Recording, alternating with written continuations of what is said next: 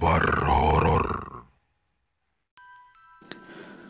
Selamat malam sahabat kahor yang berbahagia. Di malam ini, Bang Fawa akan menceritakan sebuah kisah seram kampung gaib orang Bunian. Kisah ini memiliki latar belakang perkampungan di daerah Sumatera Barat, sebuah desa asli yang berdampingan dengan sebuah bukit yang disebut Bukit Bunian. Kedua alam sudah terikat sebuah perjanjian luhur untuk tidak saling mengganggu. Ada sebuah batasan yang menciptakan keharmonisan selama ratusan tahun. Hingga akhirnya tangan-tangan serakah manusia menghancurkan keseimbangan itu dan mendatangkan sebuah malapetaka besar. Oke sobat, bagaimana kisah selanjutnya?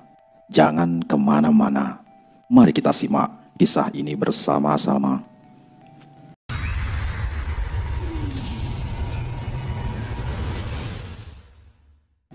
Langkah kecil kedua anak meninggalkan jejak di atas tanah lembab yang baru saja diguyur hujan lebat tadi pagi. Udara segar dan gemericik air dari irigasi sawah mengalun dengan sesekali suara serangga yang bersembunyi di balik dedaunan. Di bawah naungan kokoh bukit barisan, penduduk desa Rangkiang beranjak pulang dari sawah dan aktivitas mereka hari ini. "Besok kita nyari belalangnya ke sawah sebelah saja, lebih banyak," ujar Guntara sambil melihat hasil tangkapannya yang tidak terlalu banyak.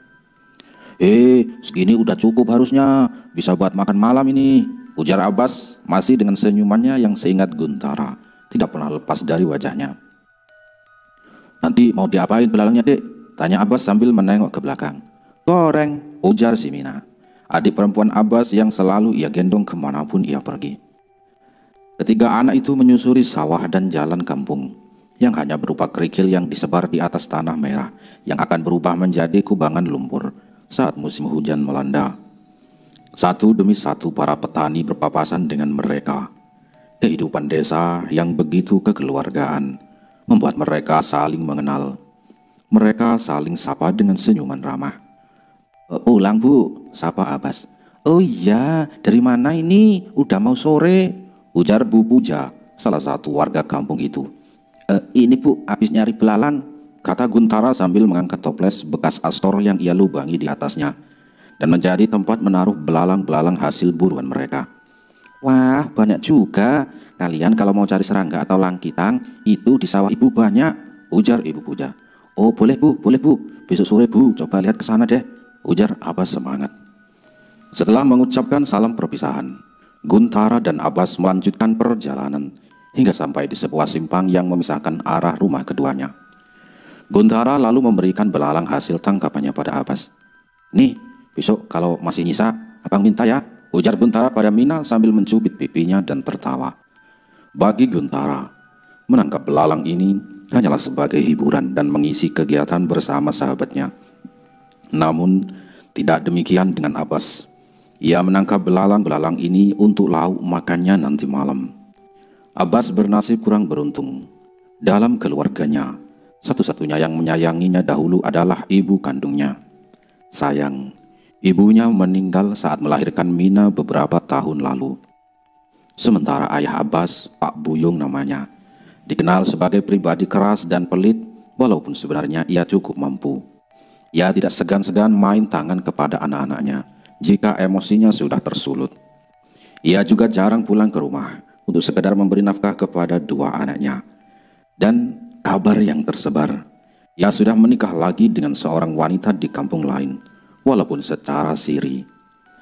Kini Abbas dan Mina tinggal serumah dengan Nek Pampang, adik dari nenek kandung Abbas, yang ekonominya pun juga sulit. "Makasih ya, besok kalau panas kayak tadi nggak usah nemenin aku, nggak apa-apa, nanti kulitmu hitam," ujar Abbas. "Oh, hangus-hangus sedikit tak apa-apa lah, biar kelihatan gagah," jawab Guntara asal. Abbas hanya tertawa melihat kulit Guntara yang putih itu selalu menjadi merah padam setiap terkena panas. Setelah berpamitan, Guntara langsung mengarah ke rumahnya. Sementara Abbas sebelum pulang, ia akan mampir ke Surau Pamatang, sebuah surau kecil berdinding kayu dengan dua buah makam tepat di sampingnya. Makam tua ini hanya terdiri dari sebuah batu nisan dan tumpukan bata merah yang sudah ditumbuhi lumut dan tanaman di sekelilingnya. Namun, bagian tanahnya masih bersih, seakan ada orang yang merawatnya secara rutin. Makam ini oleh warga sekitar disebut dengan Pusaru Badantam. Konon, yang dimakamkan di sana adalah tokoh kampung yang semasa hidupnya dikenal sebagai pemuka agama. Atas dasar itu juga, banyak warga yang mengkeramatkan makam ini.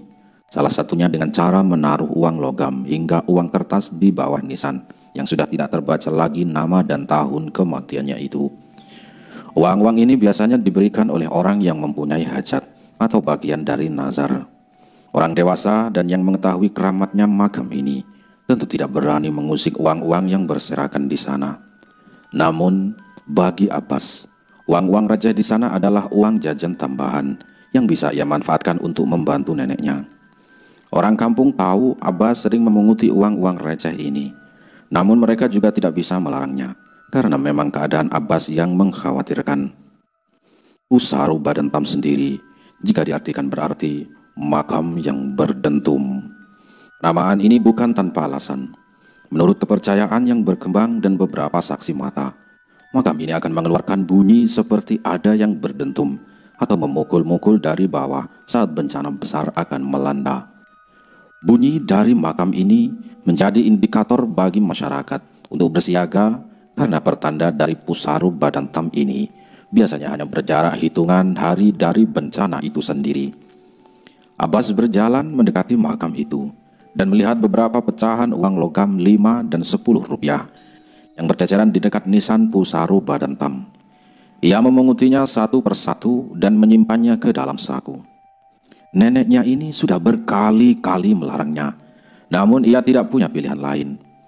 Permisi, ujarnya sambil memunguti uang receh itu. Sementara itu Guntara, temannya Abbas, tiba di rumahnya dengan peluh yang sudah mengering dan beberapa tanaman berduri yang menempel di ujung kain celananya. Wajahnya juga terlihat merah padam, tanda ia baru saja berjemur di bawah terik matahari. Ibunya yang sedang memasak di rumah terheran melihat anaknya itu. "Dari mana sih bang, kotor gitu?" tegur ibu Guntara sambil mencuci piring. "Nyari belalang bu sama Abbas," jawabnya singkat. "Oh, nyari belalang lagi? Abbas gak ada lauk lagi nak?" tanya ibu khawatir. "Iya bu," jawab Guntara sambil melepaskan pakaiannya dan mengambil handuk. "Nak, kamu gak ngajakin Abbas sama Mina ke rumah saja buat makan? Ibu gak tega dengar mereka makan belalang terus," tanya ibunya. "Oh udah bu, merekanya yang gak mau. Segan katanya, malu." Ya sudah, besok kalau mau main sama dia, bilangin ibu ya, ibu bungkusin lauk buat dia sama Mina makan. Mina masih kecil gitu, kasihan makanannya nggak dijaga," ujar si ibu. Iya bu, besok rencananya aku mau bantuin dia nyari langkitang di sawah." "Oh ya, hati-hati main di sawahnya ya, ntar ada lintah atau apa di kakimu," nasihat si ibu. Iya, Tina mana bu?" tanya Guntara saat sadar adiknya tidak ada di ruang tengah. "Itu di dalam kamar, tadi sih tidur, jangan digangguin, mending kamu main di dulu sana," cegah si ibu. Ya bu," ujar Guntara malas. Berkebalikan dengan si Abbas, Guntara berada di keluarga terpandang dan berkecukupan di dusun Rangkiang. Ayahnya, yang bernama Bagindo Sati, merupakan salah satu orang kaya raya dan dermawan di dusun ini. Meskipun demikian, keluarganya tidak membatasi pergaulan Guntara, termasuk pergaulannya dengan Abbas. Keluarganya juga tidak melarang Guntara ketika ia bermain dengan Abbas di alam dan membantunya mencari bahan makanan. Bahkan ibu Guntara sesekali mengajak Abbas singgah untuk makan di rumahnya. Namun, Abbas selalu menolak dengan halus karena merasa tidak enak. Satu hal yang membuat ibu Guntara membiarkan anaknya bersahabat dengan Abbas, karena ia tahu Abbas adalah anak yang jujur dan tidak pernah berbuat aneh-aneh. Di tengah kekurangannya, Abbas tidak pernah mau merepotkan atau merugikan orang lain. Untuk sekedar mengambil buah matang di pohon pinggir jalan saja, ia pun enggan. Padahal perutnya sudah melilit menahan lapar yang amat sangat. Beruntung, beberapa orang sering memberikannya makanan dengan berbagai alasan, seperti ada sisa panen lebihan yang lupa terangkut, dan lain-lain. Mereka tahu Abbas tidak suka dikasihani, sehingga mereka selalu menyiapkan alasan sebelum memberikan sesuatu secara cuma-cuma kepada Abbas. Namun, uang-uang di Pusaru Badantam adalah cerita yang berbeda. Abbas pertama kali melakukannya justru karena disuruh oleh Datuk Pagaralam, orang yang paling dihormati di desa itu, yang merasa sayang jika uang-uang itu dibiarkan, padahal ada orang-orang yang lebih membutuhkan. "Abbas, itu kamu nak?" ujar nenek Pampang dengan langkah lambat berjalan ke dapur rumah sambil berpegangan ke dinding kayu di sampingnya. Pencahayaan rumah itu begitu kurang, hanya ada beberapa lampu minyak yang ditempel di tengah-tengah ruang. Iya nek, lagi masak nih nek," jawab Abbas sambil mendekati sang nenek dan memapah tangannya. "Loh, masak? Masak apa?" Belalang sama telur nek. Wah, ini sudah matang. Ayo nek, makan bareng Abbas sama Mina." Abbas menarik lembut tangan sepuh neneknya ke arah sebuah tikar anyaman yang sudah banyak lubang di dapur. "Loh, telur? Kamu dapat telur dari mana? Kamu enggak nyuri kan, Bas?" tanya nenek Pampang heran. Enggak kok nek, tadi Abbas beli di warung," jawab Abbas sambil menyendok nasi yang ia masak dengan kuali kecil di atas bara api. Tidak ada magicom atau kompor saat itu. Memasak dengan cara seperti ini sebenarnya membuat nasi berbau asap dan sering menjadi kerak. Namun jangankan membeli kompor minyak, untuk memikirkan lauk saja, mereka terkadang harus memilih antara garam atau potongan cabai yang tumbuh di belakang rumah. "Loh, kamu dapat uang dari mana, Bas?" tanya nenek lagi seakan penasaran dengan sumber uang yang didapat cucunya itu. Abbas terdiam, ia ragu untuk menjawabnya. "Dari uang-uang di kuburan samping surau, nek," celetuk Mina tanpa rasa bersalah. "Hehe," Abbas gelagapan. "Abbas, apa nenek bilang tentang ambil uang di pusaru itu?" Tapi nek, kan Datuk udah izinin, lagi pula daripada kebuang nek." Bukan begitu, itu pusaru keramat, dan mereka yang taruh uangnya di sana juga macam-macam niatnya. Kamu nggak tahu uang yang kamu ambil itu diniatkan untuk hal baik atau hal jelek kan?" ujar nenek lagi dengan lebih serius. Iya nek." "Kita memang susah nak, tapi nenek gak suka kalau sampai Abbas kayak gitu. Nenek usahain kita bisa makan dengan lauk setiap hari, atau setidaknya ada nasi," ujar si nenek. Iya nek." Abbas kian tertunduk dan hanya mengais-ngais nasi di piring. Suasana menjadi sedikit kikuk karena Abbas yang merasa begitu bersalah. "Nah ya sudah, cepat sendok nasinya, nenek sudah lapar. Mana telurnya? Nenek juga mau," ujar nenek dengan senyum lebar, menunjukkan barisan beberapa sisi giginya yang disambut tawa oleh Abbas dan Mina. Abbas memotong telur dadar yang begitu lebar, namun tipis itu menjadi 3, dan memakannya bersama-sama dengan nenek dan Mina. Belalang yang sudah ia kumpulkan dan goreng juga menjadi pelengkap makan malam sederhana ketiganya, sambil diselingi tawa cerita keseharian mereka hari ini. Dan di pagi itu, kantor jorong atau lurah dusun Rangkiang dipadati beberapa penduduk. Mereka diminta berkumpul oleh kepala jorong, kepala dusun, yang tiba-tiba saja memberikan pengumuman melalui masjid jami di kampung itu. Dari kabar melalui pengeras suara itu, warga diminta berkumpul karena akan ada hal penting yang akan dibicarakan. Masyarakat yang masih dengan cangkul dan topi camping menyempatkan singgah ke kantor jorong untuk mendengarkan pengumuman apa yang sedang dikabarkan kepala jorong. Di sana juga ada Guntara dan ayahnya yang kebetulan mampir saat akan mengantarkan hasil panen pinangnya ke pengepul. "Ini salah satu cara untuk memajukan desa ini, bapak-bapak dan ibu-ibu. Kalau proyek ini berjalan, kita di sini bisa dapat pekerjaan yang lebih layak dan kawasan kita akan lebih maju," ujar Supardi, kepala jorong desa itu dengan berapi-api.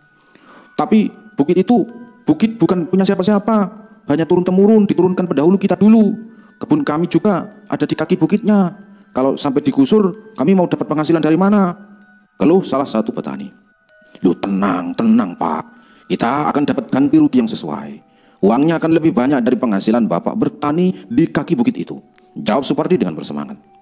Warga dusun Rangkiang yang hadir saat itu hening, saling melihat satu sama lain dengan wajah yang saling berharap akan menjawab ucapan Supardi itu. Namun tidak ada satupun yang berani angkat suara. "Kalau saya pribadi Pak, biarkan saja kita kayak gini Pak. Dengan hasil dari kebun itu kita selama ini bisa makan Pak, bisa hidupkan anak istri. Ya mungkin sederhana, tapi cukup Pak," ujar seorang pria dengan baju lusuh dan celana pendek.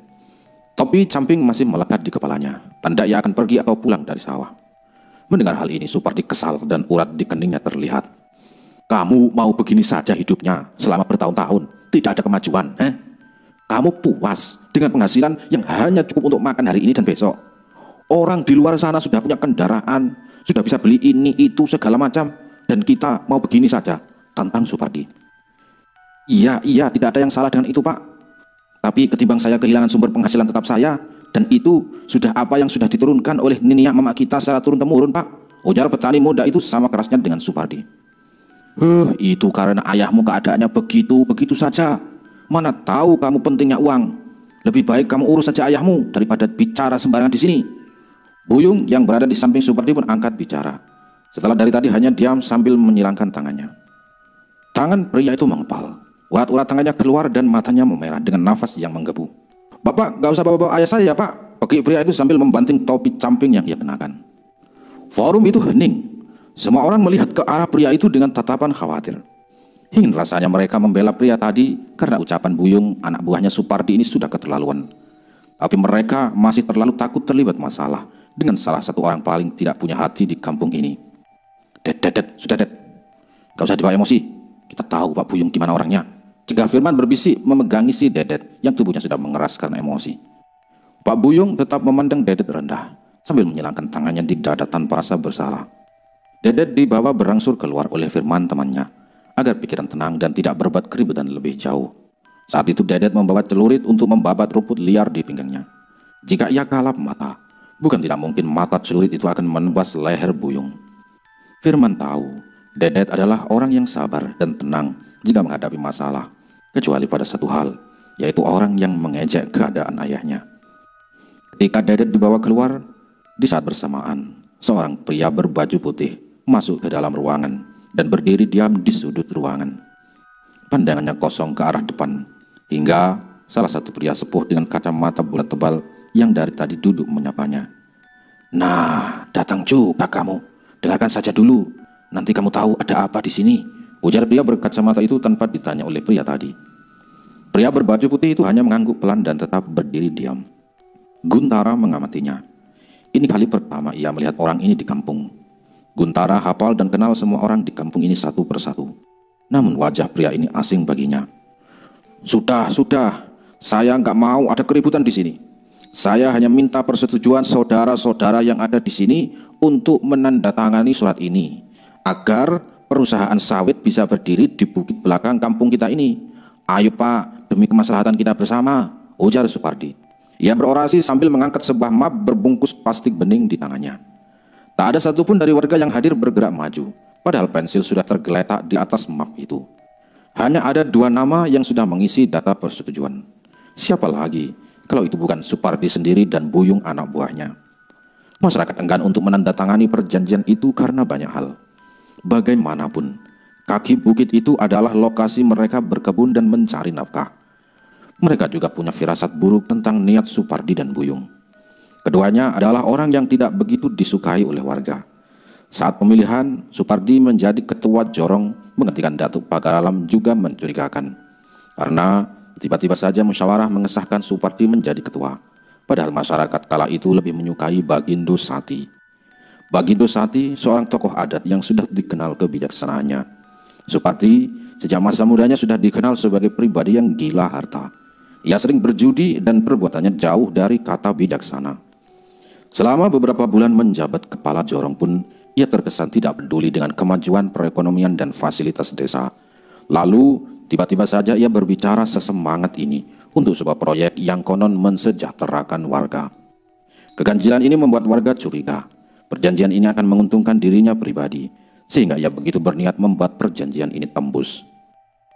Pak Jorong, saya rasa kita tidak usah seambisi itu untuk pembangunan kebun sawit dan pabrik di sana. Kita cukup seperti ini saja. Itu juga tanah dan bukit yang sudah dijaga dan dimanfaatkan masyarakat desa sejak ratusan tahun lalu. Kali ini Bagindo Sati orang yang menjadi saingan Supardi saat pemilihan kepala jorong dahulu yang angkat bicara. Lah, kalau seperti itu pola pikirmu, kita nggak akan maju Sati. Uang pembebasan tanah adat ke perusahaan ini bisa berkali-kali lipat dari hasil panen. Kita bisa bangun jalan, memasukkan listrik yang layak di kampung ini, dan pembangunan-pembangunan lainnya. Ujar Supardi lagi yang tidak suka ditantang oleh Sati. Guntara tidak suka ayahnya dibentak seperti itu. Ia memandangi ayahnya. berharap melihat wajah ayahnya itu marah dan membalas bentakan Supardi. Namun Bagindo Sati terlihat tenang dan tidak terpancing sama sekali. Mungkin secara nominal akan lebih besar, tapi uang itu akan habis begitu saja, sementara lingkungan kita sudah rusak. Dan ancaman bencana bisa kapan saja datang. Masih ada cara lain melakukan pembangunan desa ini selain menjual tanah dan bukit belakang pada orang-orang kaya itu, ujar Bagindo Sati dengan tenang. Pemikirannya benar-benar jauh ke depan dan membuatnya pantas digelari Bagindo, yang berarti Baginda, orang yang dihormati.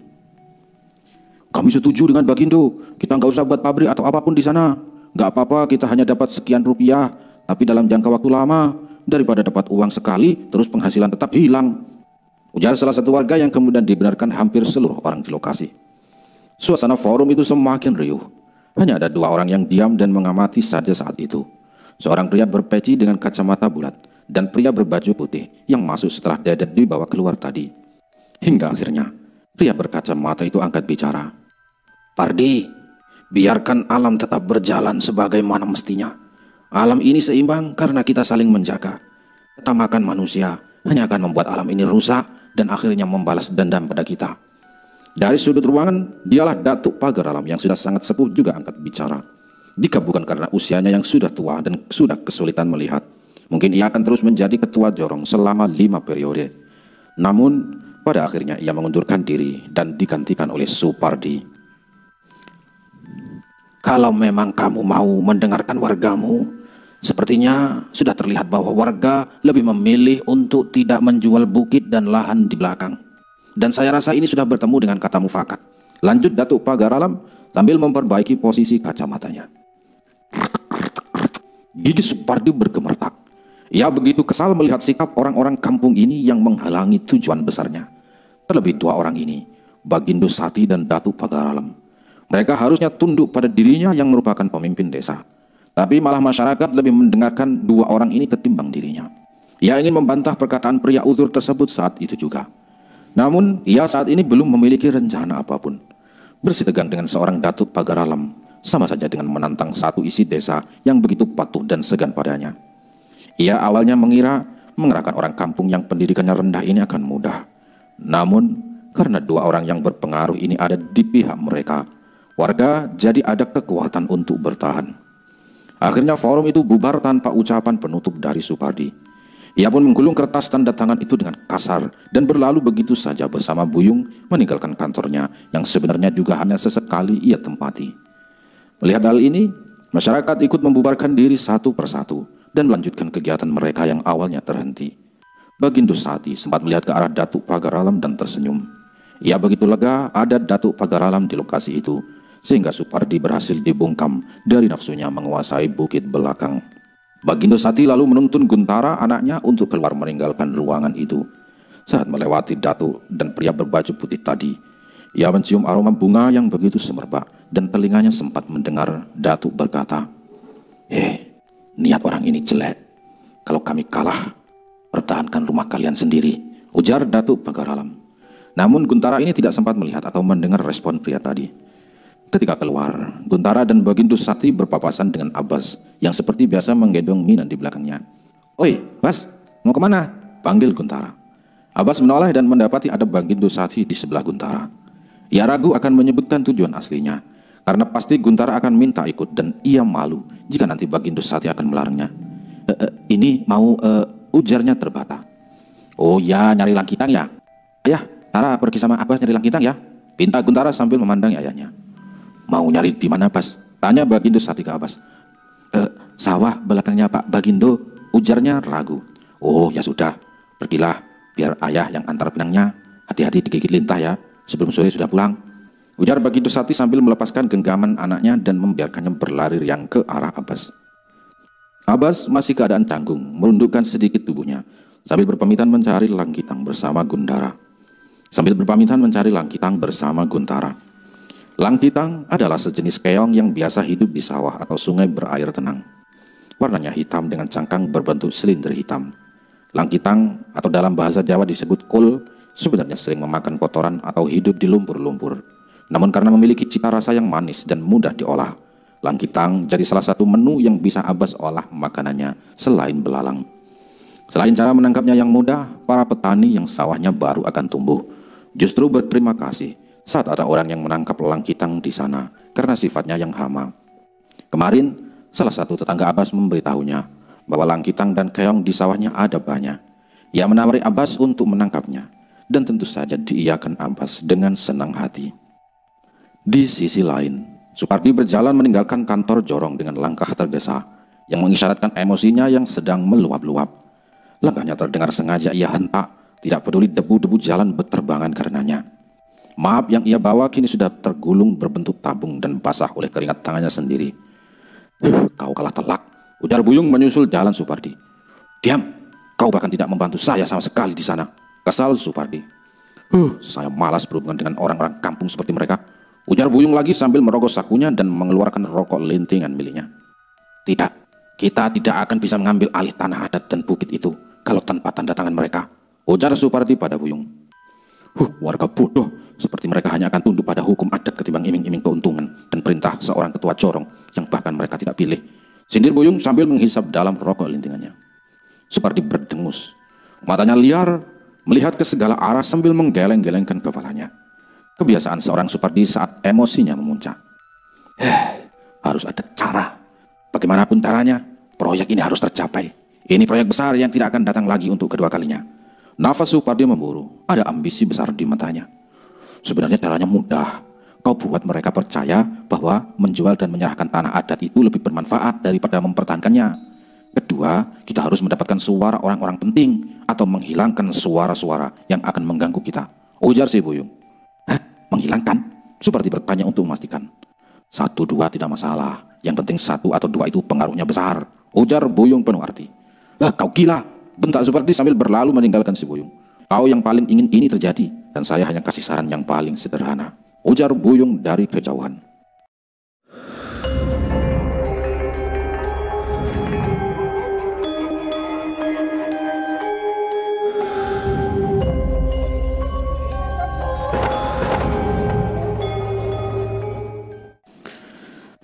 Desa Rengkiang merupakan sebuah desa yang sangat asri.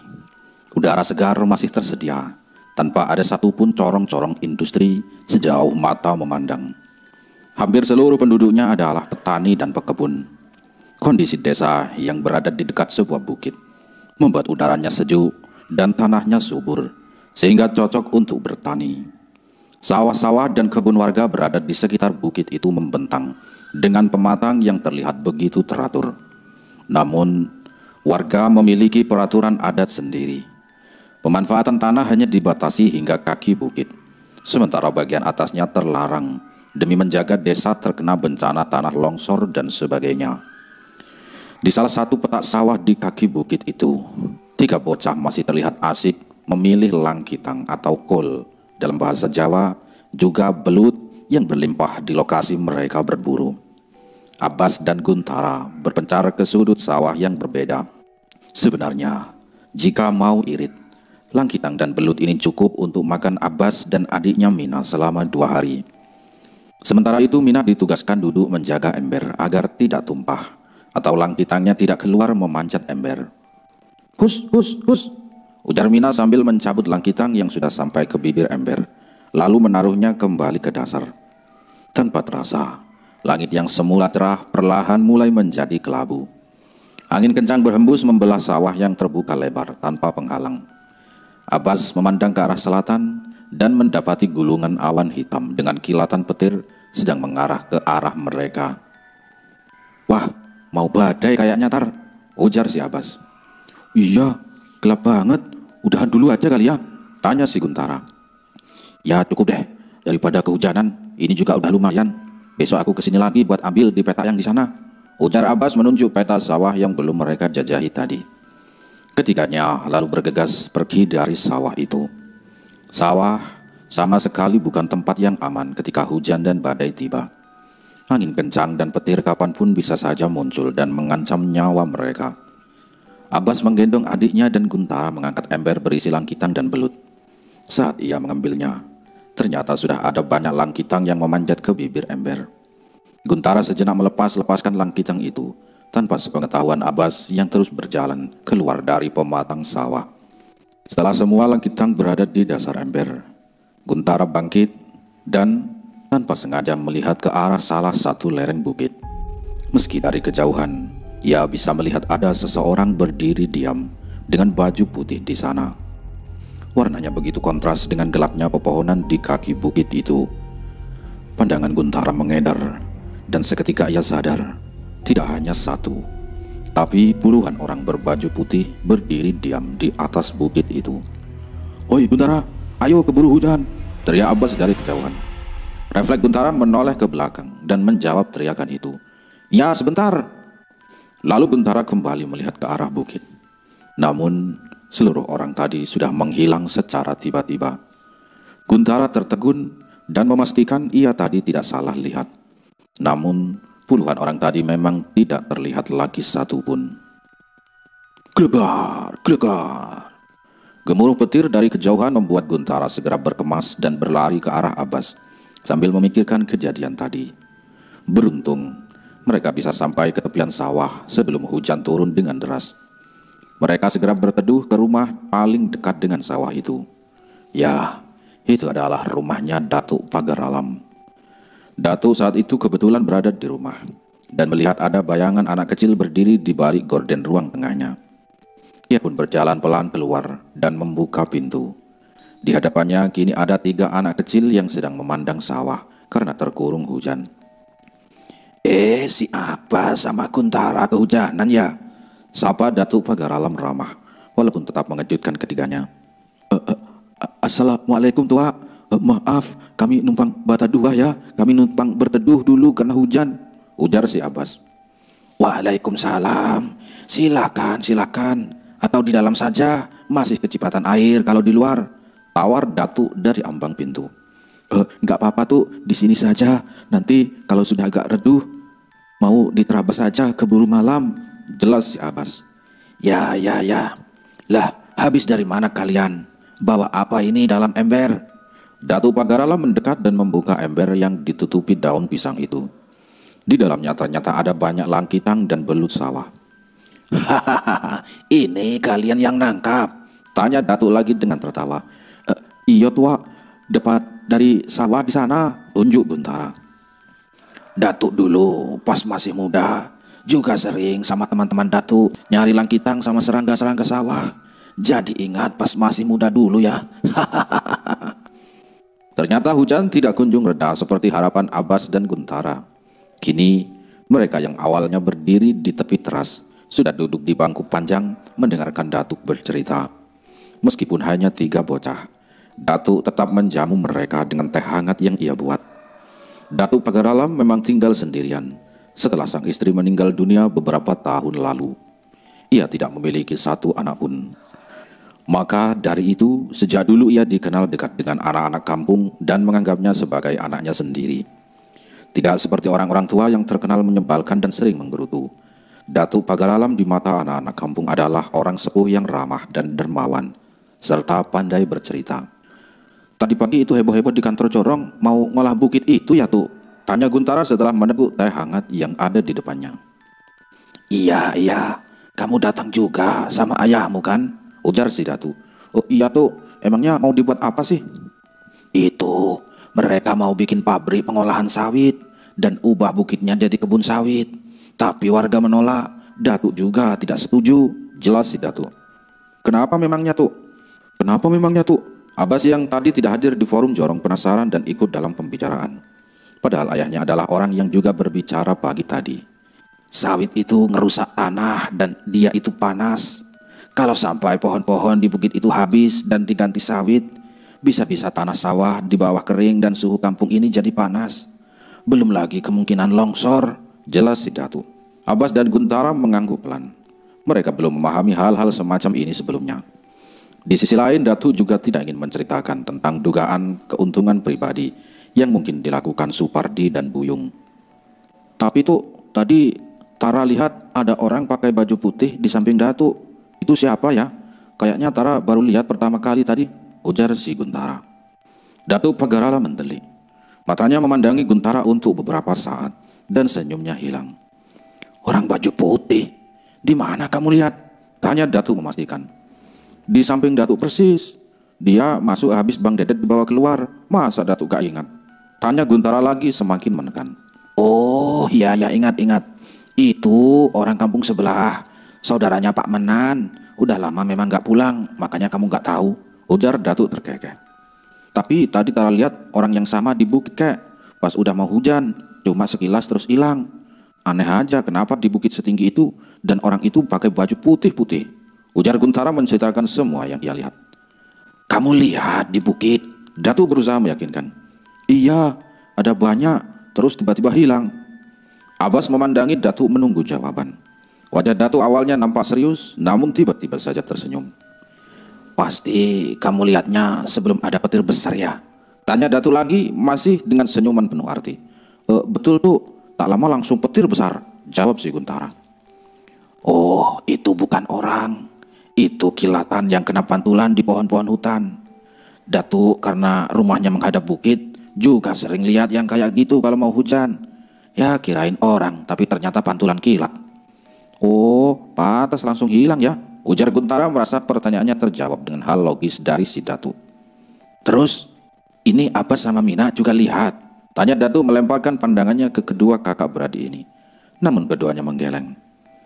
Tadi Guntara memang ketinggalan di belakang sendirian karena mengutin langkitannya dulu tuh, jelas si Abbas. Datuk hanya mengangguk. Sekitar pukul 5 sore, hujan akhirnya reda dan ketiganya berpamitan dengan Datuk pagar alam. Setelah sebelumnya berterima kasih dengan jamuan teh hangat serta izinnya untuk berteduh. Abbas menggendong Mina dan membawa seember penuh langkitang dan belut sawah tadi di tangan kanannya. Sementara Guntara berjalan di belakangnya sambil menghindari beberapa lubang yang kini sudah tergenang air. Di persimpangan jalan Surau Pematang, ketiganya kembali berpisah. Sama seperti kemarin, Abbas memeriksa koin-koin receh yang tercecer di atas pusaru badan tam. Saat menyadari abangnya berjalan kembali ke arah makam keramat itu, Mina coba mengingatkannya. Bang, tapi kata nenek gak boleh ambil uang di sini kan? Ujarnya takut. Abang gak ada pilihan lain dek. Abang gak mau nenek harus hutang sana sini gara-gara kita, ujar Abbas sambil memunguti satu persatu uang koin di sana. Hujan tiba-tiba saja kembali turun dan memaksa Abbas dan Mina berteduh di tepi makam sambil menunggu hujan reda. Saat keduanya tengah berteduh, tiba-tiba saja seorang pria berpayung berjalan ke arah mereka. Pria itu menyadari keberadaan Abbas dan Mina, lalu menatap keduanya dengan tatapan sinis. Ngapain kamu di sini, Bas? Tanya pria itu. Abbas tersentak dan menengok ke arah pria berpayung itu. Lagi berteduh ya, ujarnya tergagap melihat Buyung, ayah kandungnya ada di hadapannya sekarang. Buyung adalah anak buahnya Suparti tadi. Buyung memperlihatkan gelagat anaknya itu dan melihat beberapa uang koin yang ia genggam, lalu melirik ke arah pusaru badan tam. Kamu ambil uang di makam ini? Suara Buyung meninggi. Abbas gemetar dan tidak bisa menjawab pertanyaan ayahnya sendiri. Berdiri kamu, perintah Buyung. Abbas segera berdiri dan tanpa ia sadari, uang-uang receh yang ia selipkan di bajunya berjatuhan. Plak! Sebuah tamparan mendarat di pipi Abbas dengan sangat keras hingga ia terjatuh. Mencari malu saya saja kamu, anjing! Hadik si Buyung. Abbas meringis sambil memegangi pipinya yang merah. Mina yang ada di gendongannya segera direbut oleh Buyung secara kasar hingga Mina sedikit berteriak karena genggaman ayahnya yang terlalu keras. Pulang kamu sekarang, ujar Buyung sambil berjalan di bawah payung bersama Mina. Sedangkan Abbas menyusulnya di belakang, basah kuyup oleh hujan yang belum reda.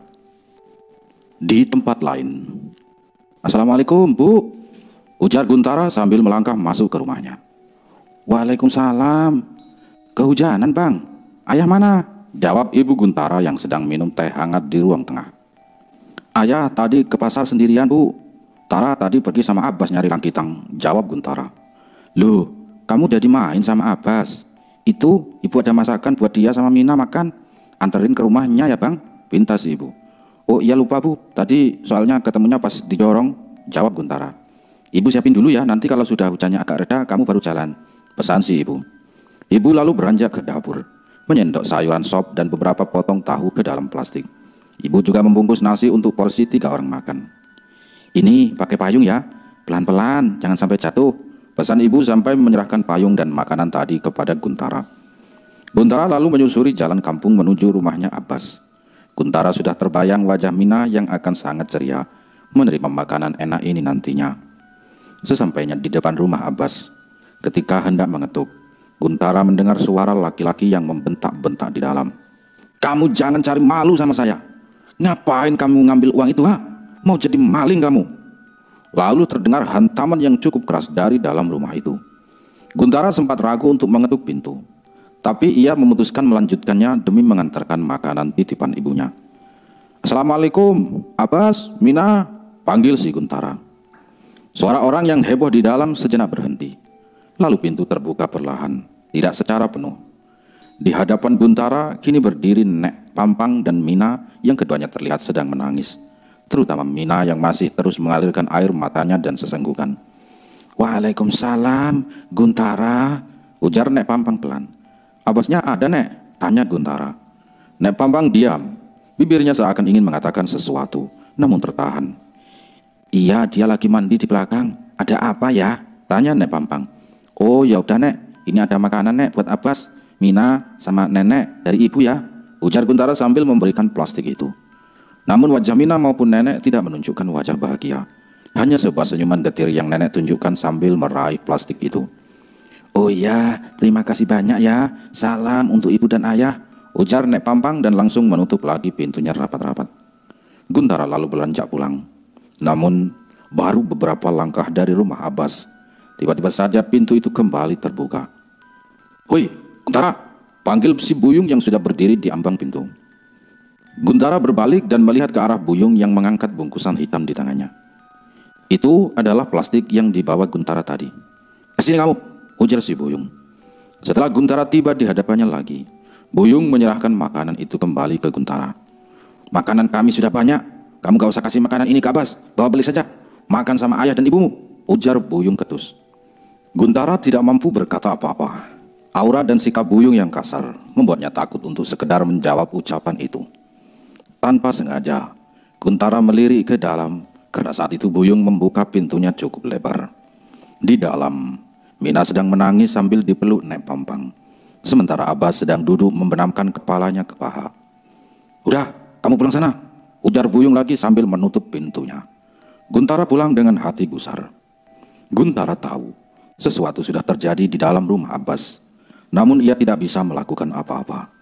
Ketika Guntara kembali ke rumah, Bagindo Sati, ayahnya Guntara, sudah pulang dan sedang mengobrol dengan istrinya di ruang tengah saat anaknya itu muncul dari pintu dengan kantong plastik di tangannya. "Loh, gak jadi dikasih ke Abbas, Bang?" tanya si ibu. "Oh, mau ngasih apa, Bu?" tanya Bagindo Sati. "Oh, itu tadi ibu nitip makanan buat Mina sama Abbas. Kasihan makan belalang sama langitang terus," jawab si ibu. "Udah Guntara anterin, Bu, tapi sama Pak Buyung dikembaliin lagi," jawab Guntara apa adanya. "Astagfirullah," ujar Bagindo Sati dan istrinya hampir bersamaan. "Besok kalau kamu main sama dia, ajak ke rumah aja. Gak usah bilang ajak makan. Alasannya ambil sesuatu gitu, biar dia sama adiknya makan di sini," ujar Bagindo Sati prihatin. Iya, jawab Guntara. Di tempat lain, seorang berkumis tebal dengan kepala pelontos mengetuk sebuah rumah berdinding kayu dengan ketukan yang cukup keras. Saat itu hari baru saja menjelang malam. Tok tok tok tok tok tok tok tok tok tok. Supardi yang saat itu masih di dalam kamarnya, seakan sudah tahu siapa yang ada di balik pintu rumahnya malam itu. Dengan tergesa-gesa ia mengenakan pakaian lengkap dan sedikit menyisir rambutnya. Supardi membuka pintu dan sesuai dugaannya, di hadapannya kini sudah ada Sidi, seorang utusan dari PT Pengolahan Sawit yang sangat berminat membangun kebun di lereng dan bukit kampung. "Bagaimana? Sudah dapat persetujuan mereka?" tagih Sidi tanya mengucapkan salam atau berjabat tangan dengan lawan berbicara. Belum. Mereka benar-benar berkepala batu," ujar Supardi. "Apa bayarannya kurang? Mereka minta bayar berapa?" tanya Sidi lagi. Tidak. Saya bahkan belum masuk ke tahap negosiasi harga dengan mereka. Mereka terlalu takut menjual tanah adat dan melangkahi hukum adat turun-temurun." "Loh, kamu kan ketua jorong mereka. Harusnya mereka patuh karena ucapan dan perintahmu adalah hukum adat baru buat mereka," tekan si Sidi. "Lah, tidak semudah itu, Bos. Mereka lebih mendengarkan ucapan Sati dan Situa Pagar Alam," ketus Supardi. "Terserah. Kami memilihmu untuk melancarkan proyek ini karena kami tahu kamu adalah pemimpin mereka. Kami sudah menawarkan banyak hal padamu jika saja proyek ini sukses. Waktunya semakin sempit. 1 bulan lagi, saya harap semuanya sudah beres dan pembukaan lahan sudah bisa dimulai bagaimanapun caranya. Atau kalau kamu tidak sanggup, kamu bisa membatalkannya dan saya akan menawarkannya pada orang lain. Balas si Sidi. Oh, tidak usah gabah bos, tidak usah gabah membatalkan proyek ini. Saya hanya bilang belum, bukan gagal dan mundur. Siapkan saja perjanjiannya dan biarkan saya mengurus warga dusun ini, ujar Supardi dengan yakin. 1 bulan, lebih dari itu, saya anggap semuanya batal, ujar Sidi sambil menunjuk Supardi dengan mata mengancam. Sidi lalu meninggalkan rumah itu dengan Supardi yang masih mengatur siasat cara meyakinkan warga desa. Sementara itu di sudut kampung, di sebuah rumah dengan kondisi yang memprihatinkan, si Dedet, orang yang tadi baru bertengkar dengan si Supardi, baru saja bangun setelah tidur sore karena hujan lebat itu. Ia pun segera menimba air di belakang rumahnya. Ia lalu menghidupkan api dengan kayu bakar dan memanaskan air tampungan hujan untuk minum keesokan harinya. Ia melakukan semuanya sendiri karena tidak ada orang lain di rumah itu selain dirinya dan sang ayah. Setelah semuanya siap, Dedet mengetuk pintu kamar tengah dan membangunkan ayahnya yang masih tertidur. Ya, bangun ya, mandi dulu, mandi sama Dedet ya, ujarnya lembut. Hanya itu suara yang dikeluarkan Heri, ayah kandungnya Dedet.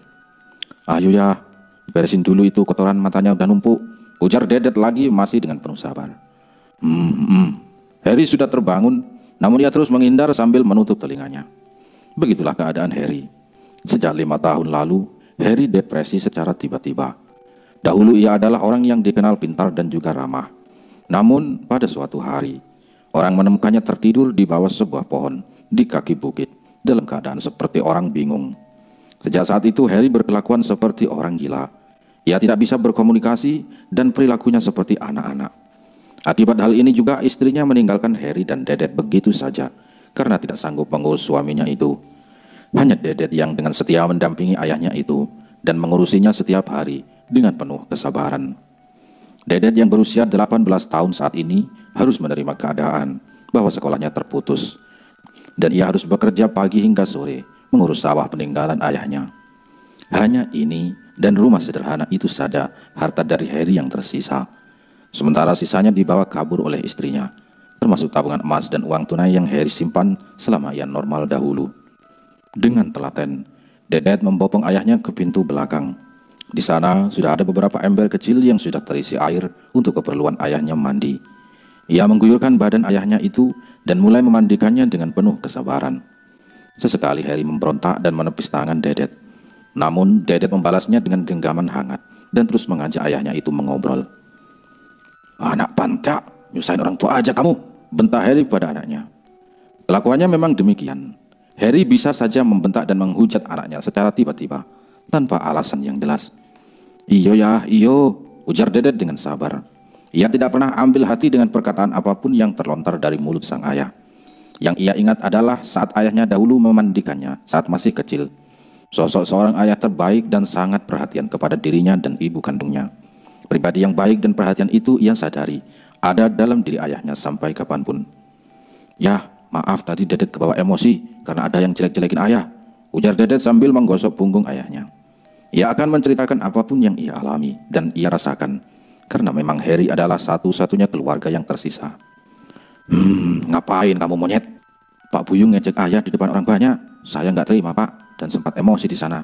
Jelas si Dedet. Emang anak gak tahu diuntung kamu, nggak berguna ngerti kamu, ujar Heri lagi. Iyo ya, iyo. Dedet tidak sama sekali butuh jawaban dan nasihat sang ayah. Ia hanya ingin Heri masih sadar akan perannya dan sadar memiliki anak yang akan selalu mengadu apapun pada ayahnya.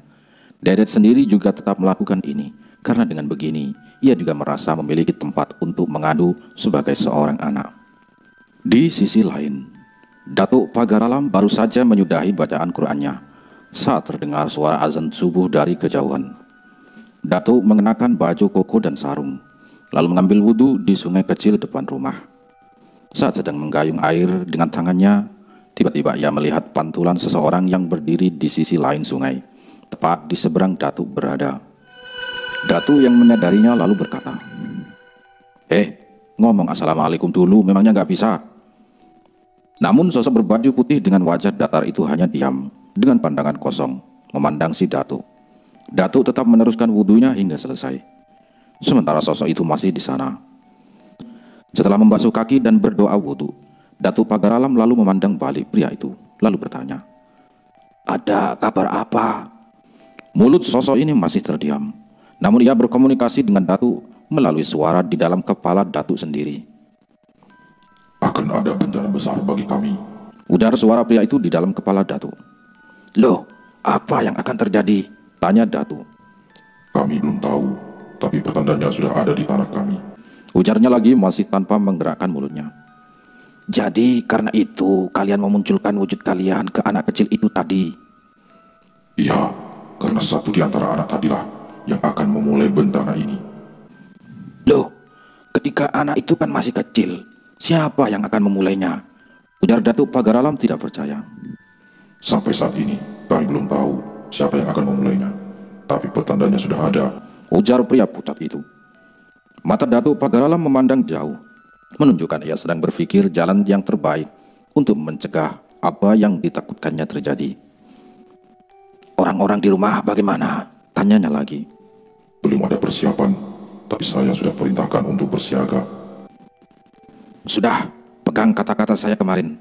Kalau kami di sini kalah, baru kalian berdirikan tiang-tiang itu. Tapi kalau kami masih berusaha, jangan sampai ada satupun orang yang kalian serang," ujar Datuk dengan suara meninggi. "Engkau tahu, kami tidak pernah mengusik orang selama kami tidak diusik," ujar pria dingin itu.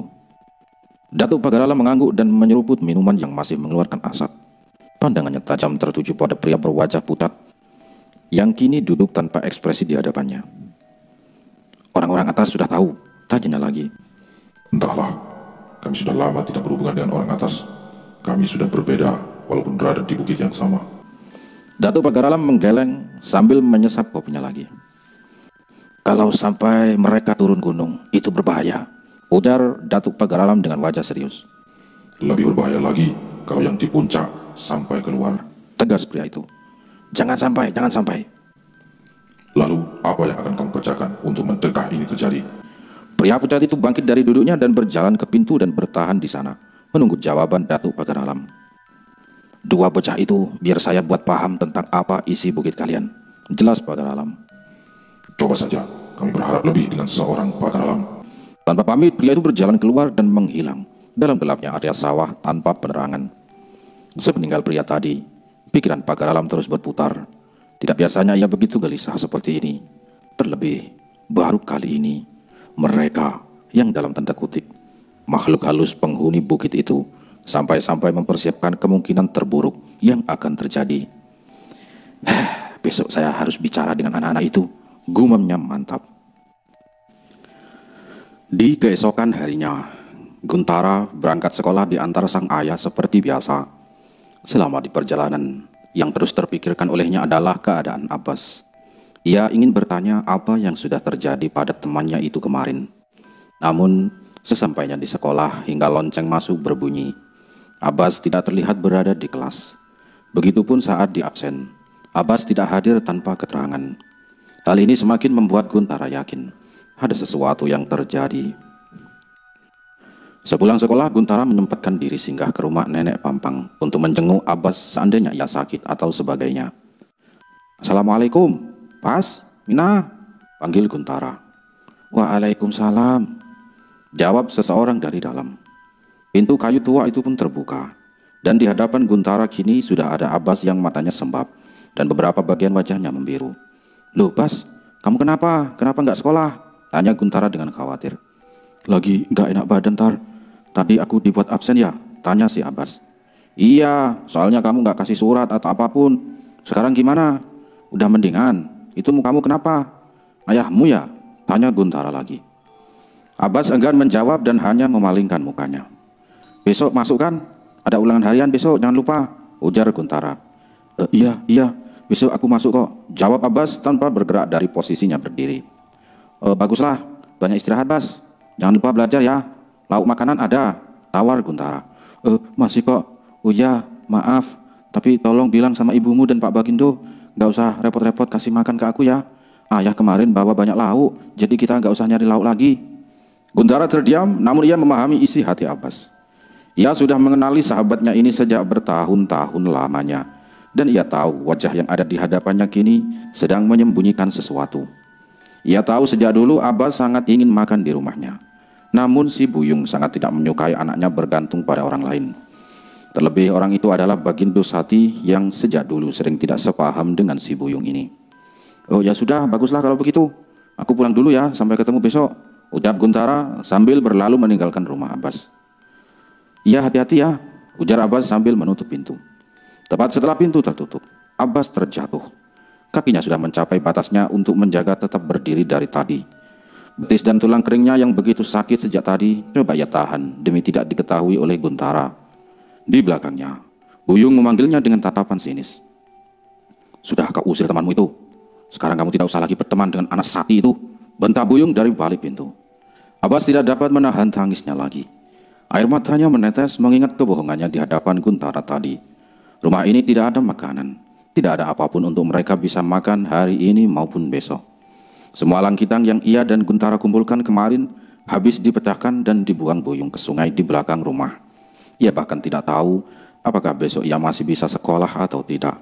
Seluruh badannya sakit dan ia tidak tidur semalam suntuk sejak kemarin. "Hah? Apa yang kamu tangisi?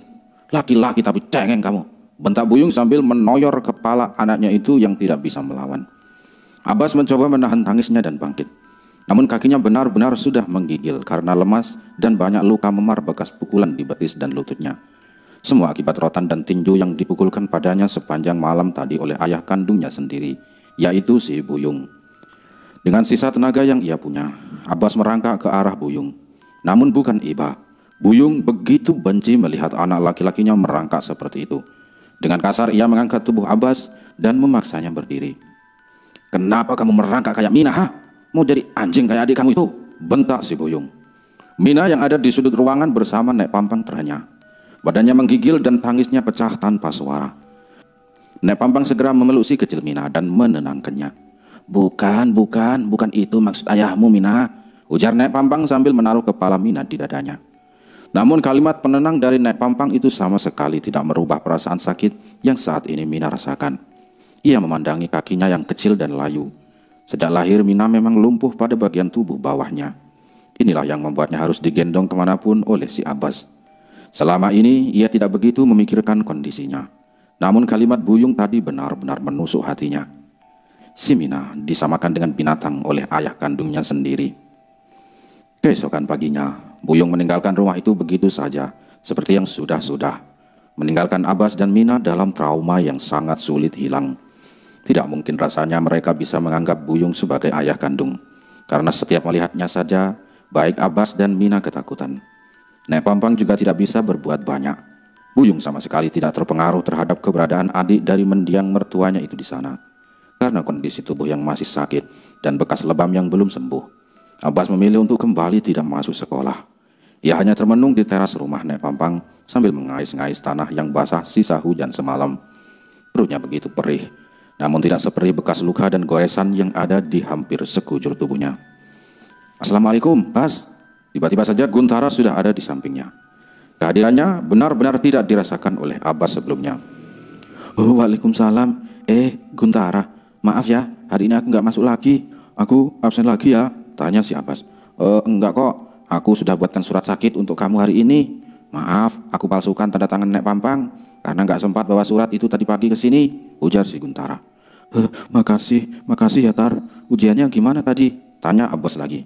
"Ya lumayan susah sih, tapi harusnya kamu bisa. Ini aku sudah catat beberapa soal dan jawaban yang aku ingat. Ibu guru izinin kamu ujian susulan Jumat nanti. Semoga soalnya sama," ujar Guntara menyodorkan sebuah buku bersampul coklat yang di dalamnya ada poin-poin soal dan jawaban ujian. Abbas terdiam saat menerimanya. Makasih ya Tar," ujar Abbas sekali lagi. "Iya, ayahmu sudah pergi kan? Sekarang berarti bisa makan kan? Ini titipan ibu, ada nasi, lauk sama sayur. Cepat makan sama si Mina," ujar Guntara lagi sambil mengeluarkan satu plastik makanan dari tasnya. Tanpa terasa air mata Abbas menetes. Ia ingin sekali menerimanya dan makan makanan itu saat itu juga. Tapi ia sangat khawatir jika nanti tiba-tiba ayahnya pulang lagi dan memarahinya karena memakan makanan dari Guntara. Hal itu juga yang membuat Abbas tidak berani untuk pergi mencari makan. Khawatir ia tidak berada di rumah saat Buyung tiba-tiba pulang nantinya. Tapi Tar, nanti kalau ayah tiba-tiba pulang gimana?" tanya Abbas lemas. Makan saja sekarang, aku tungguin di sini sama itu tuh. Tenang, di sana. Guntara menunjuk ke arah jalan. Di sana berdiri seorang pria yang merokok sambil melihat ke kiri dan ke kanan. Itu adalah ayahnya, ayah Guntara yang bernama Bagindo Sati, yang berjaga-jaga jika seandainya Buyung ini pulang. Bagindo Sati akan mengulur waktu dan memastikan Abbas aman jika tiba-tiba Buyung kembali. Ayah, jagain dari sana, kamu sama Mina harus makan, ayo, ujar Guntara sambil menyodorkan lagi plastik itu.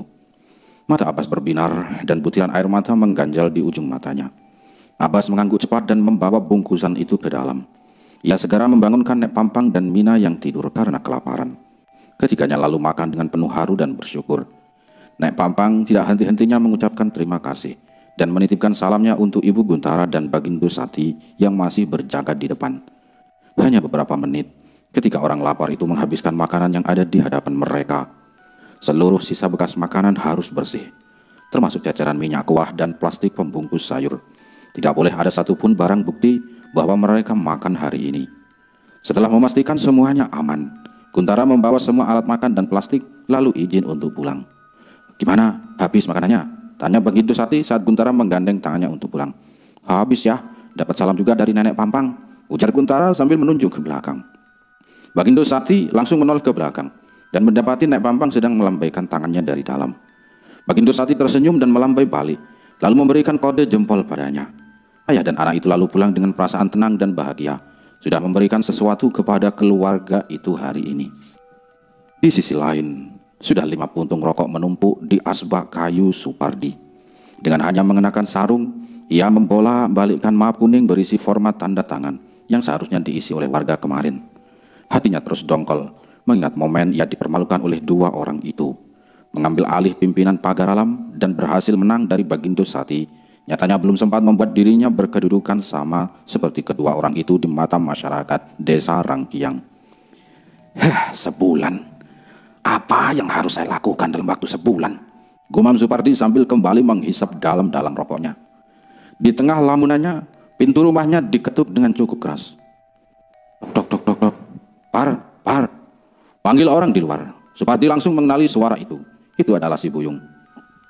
Masuk saja, pintu tidak dikunci, jawab Supardi tanpa berdiri dari kursinya. Buyung masuk dengan wajah dinginnya seperti biasa. Tanpa dipersilahkan, ia langsung duduk di hadapan Supardi, mengambil rokok yang tergeletak di meja dan membakarnya tanpa meminta izin terlebih dahulu. Sudah, kau cari caranya, atau kau mau mundur saja, tantang Buyung pada Supardi. Supardi menggeleng. Belum, dan justru keadaannya semakin buruk. Kemarin, Sidi kesini, dan dia memberi saya waktu 1 bulan untuk menyelesaikan ini. Memperbaiki nama saya untuk mencari empati orang-orang itu tidak akan cukup 1 bulan, kata Supardi. Ya sudah, kalau begitu pakai cara yang saya bilang kemarin, tegas Buyung lagi. Matanya mengarah tajam pada Supardi seakan menantangnya untuk serius. Kini Supardi yang berbalik menatap tajam ke arah Buyung. Kadar kejahatan keduanya memang berbeda. Buyung jauh di atas Supardi perihal kelicikan. Tapi mau bagaimanapun berkat Buyung jugalah ia bisa menduduki posisi kepala jorong saat ini. Kau simpan dulu otak gila kau itu. Biarkan saya yang berpikir untuk cara yang tidak menghasilkan masalah baru seperti yang ada di pikiran kau sekarang, ujar Supardi. Saya menunggu. Buyung mengetuk ujung rokoknya ke asbak hingga abunya berjatuhan. Pandangan Supardi menerawang jauh, memandangi langit-langit rumahnya yang kusam. Tiba-tiba saja matanya berbinar. Sepertinya sebuah ide masuk ke kepalanya. Bagaimana kalau begini? Kaki Supardi yang tadi ia angkat ke atas kursi ia turunkan. Ia lalu mematikan rokoknya dan mulai berbicara kepada Buyung mengenai idenya. Bagus. Kapan dan siapa yang mau kau suruh untuk melakukan itu? Tanya Buyung. Ide yang baru saja ia dengarkan membutuhkan tenaga dan waktu yang tepat. Orang yang paling tidak mungkin disalahkan dan dicurigai orang-orang. Dan saya butuh bantuan kau untuk ini, tunjuk Supardi pada si Buyung. Hari itu bertepatan dengan hari Kamis. Menjelang maghrib, anak-anak kampung akan berkumpul untuk mengaji di surau Pamatang seperti biasa. Namun khusus malam Jumat seperti ini, selain pengajian rutin, ada tambahan khutbah yang biasanya diisi oleh tokoh kampung. Hari ini Datuk Pagar Alam yang bertugas menyampaikan nasihat-nasihatnya. Dalam rombongan anak-anak pengajian, itu juga duduk Guntara, Abbas dan Mina. Tema kajian yang Datuk Pagar Alam bawa saat itu adalah pentingnya menjaga lingkungan dan kaitannya dengan ibadah. Dalil kebersihan sebagian dari iman adalah pokok utama bahasan beliau malam itu. Anak-anak yang berjumlah belasan itu menyimak dengan sangat tertib. Tentu saja itu karena Datuk Pagar Alam adalah orang yang dikenal pandai bercerita dan dekat dengan anak-anak. Alih-alih mendapat khutbah yang membosankan dan membuat mengantuk, Datuk mengemasnya dengan cerita-cerita pengalamannya saat kecil dahulu. "Nah, kalian tahu bukit yang di belakang itu?" tanya Datuk di tengah ceritanya. Hampir semua anak-anak mengangguk. "Bukit di belakang itu bukan sembarang bukit biasa." Jelas Datuk memancing rasa penasaran para pendengarnya. "Kenapa emangnya tuh?" tanya salah satu anak. "Nah, sini Datuk ceritakan tentang bukit itu. Bukit di belakang kampung dan dikelilingi sawah penduduk itu sejak dahulu merupakan batas antara posisi yang boleh dijamah manusia dengan yang tidak. Para pendahulu kampung ini terikat pada satu perjanjian dengan penghuni bukit mengenai pembagian wilayah. Mereka tidak akan mengganggu kita, dan kita juga tidak boleh mengganggu kehidupan mereka di sana." Jelas si Datuk. "Penghuni bukit itu siapa tuh?" tanya salah satu anak.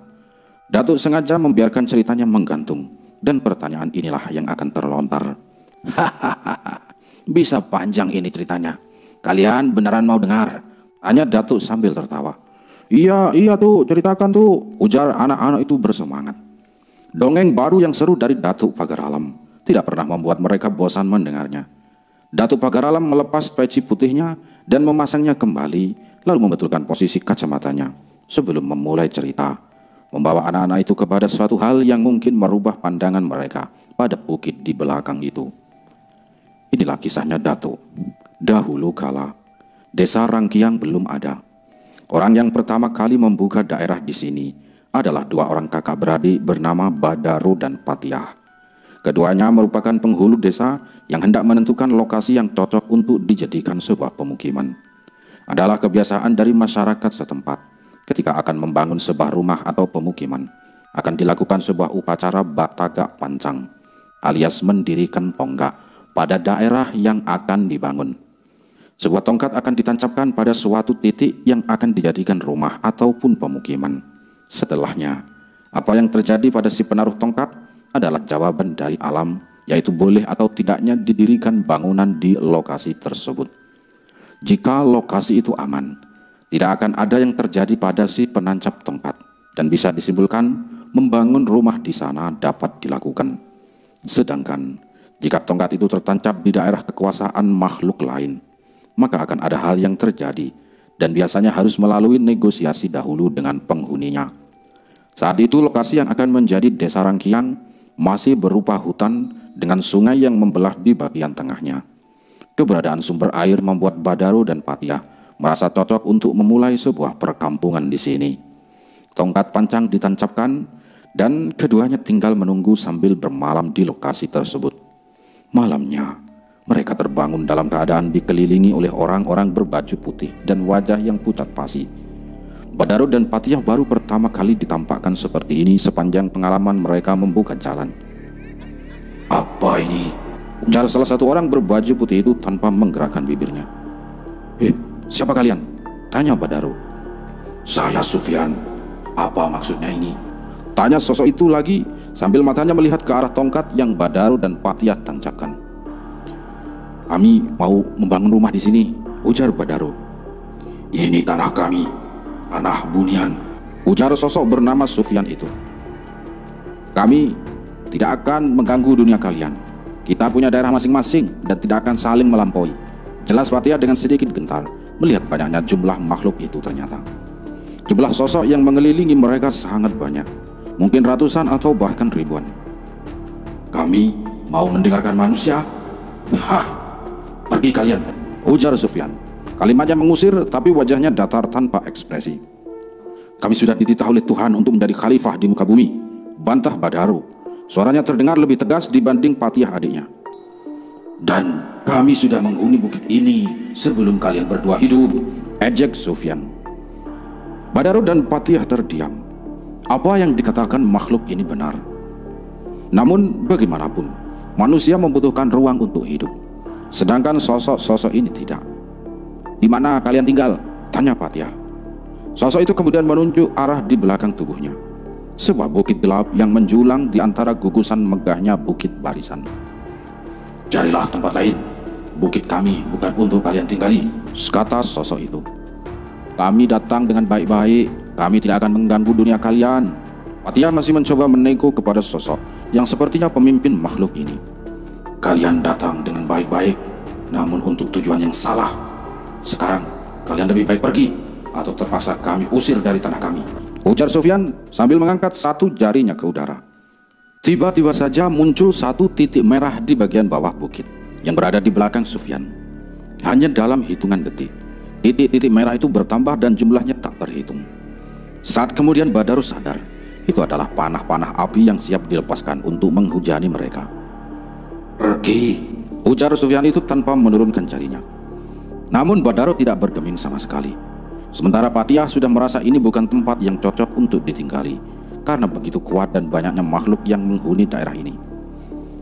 Kirkan sekali lagi, tantang Badarus. Pergi.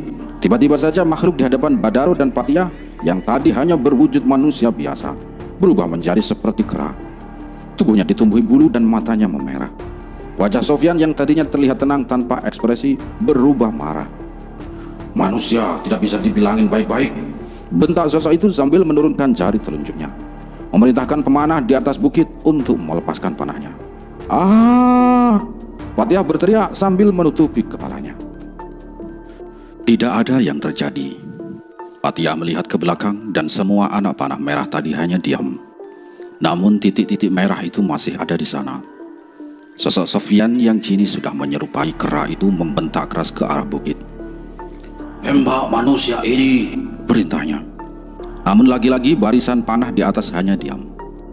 Kehabisan kesabaran, Sufyan kini menyerang Badarus dengan tangannya sendiri.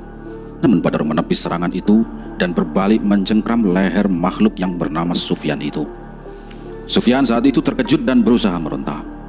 Namun kekuatan Badarus begitu kuat. Sementara ribuan makhluk berbaju putih di sekitar ketiganya hanya terpaku melihat adegan itu di hadapan mereka. Kalian semua bunuh orang ini, perintah sosok itu lagi sambil tetap dicengkram Badarus. Ribuan makhluk itu lalu berubah menjadi wujud yang sama dengan pemimpinnya. Ukuran mereka berbeda-beda, namun memiliki ciri yang sama. Mata mereka merah serta kaki dan tangan mereka ukurannya tidak proporsional dengan ukuran tubuhnya. Ribuan sosok itu hendak menyerang Badarus dan Patiah. Namun saat itu juga Badarus mengangkat satu jarinya yang membuat pasukan ini berhenti. Lebih baik kalian diam atau kalian akan binasa, ancam Badarus. Jari telunjuk Badarus lalu mengarah ke bukit tadi. Seketika seluruh makhluk di sana tertegun dan tidak mampu bergerak. Di sisi atas bukit mereka, kini ada cahaya-cahaya panah lain berwarna biru yang mengarah ke bawah. Jumlahnya berkali-kali lipat lebih banyak daripada titik-titik merah di bawahnya. Patiah sang adik hanya bisa tertegun melihat pemandangan itu. Api-api berwarna biru itu terang dan cahayanya bagaikan kilat yang menyilaukan. Kami kesini dengan baik-baik, jadi tolong terima kami dengan cara yang baik juga, ujar Badarus dengan tegas. Siapa kamu? Apa yang ada di atas sana? Gertak Sufyan. Apa kalian belum sadar? Ujar si Badarus.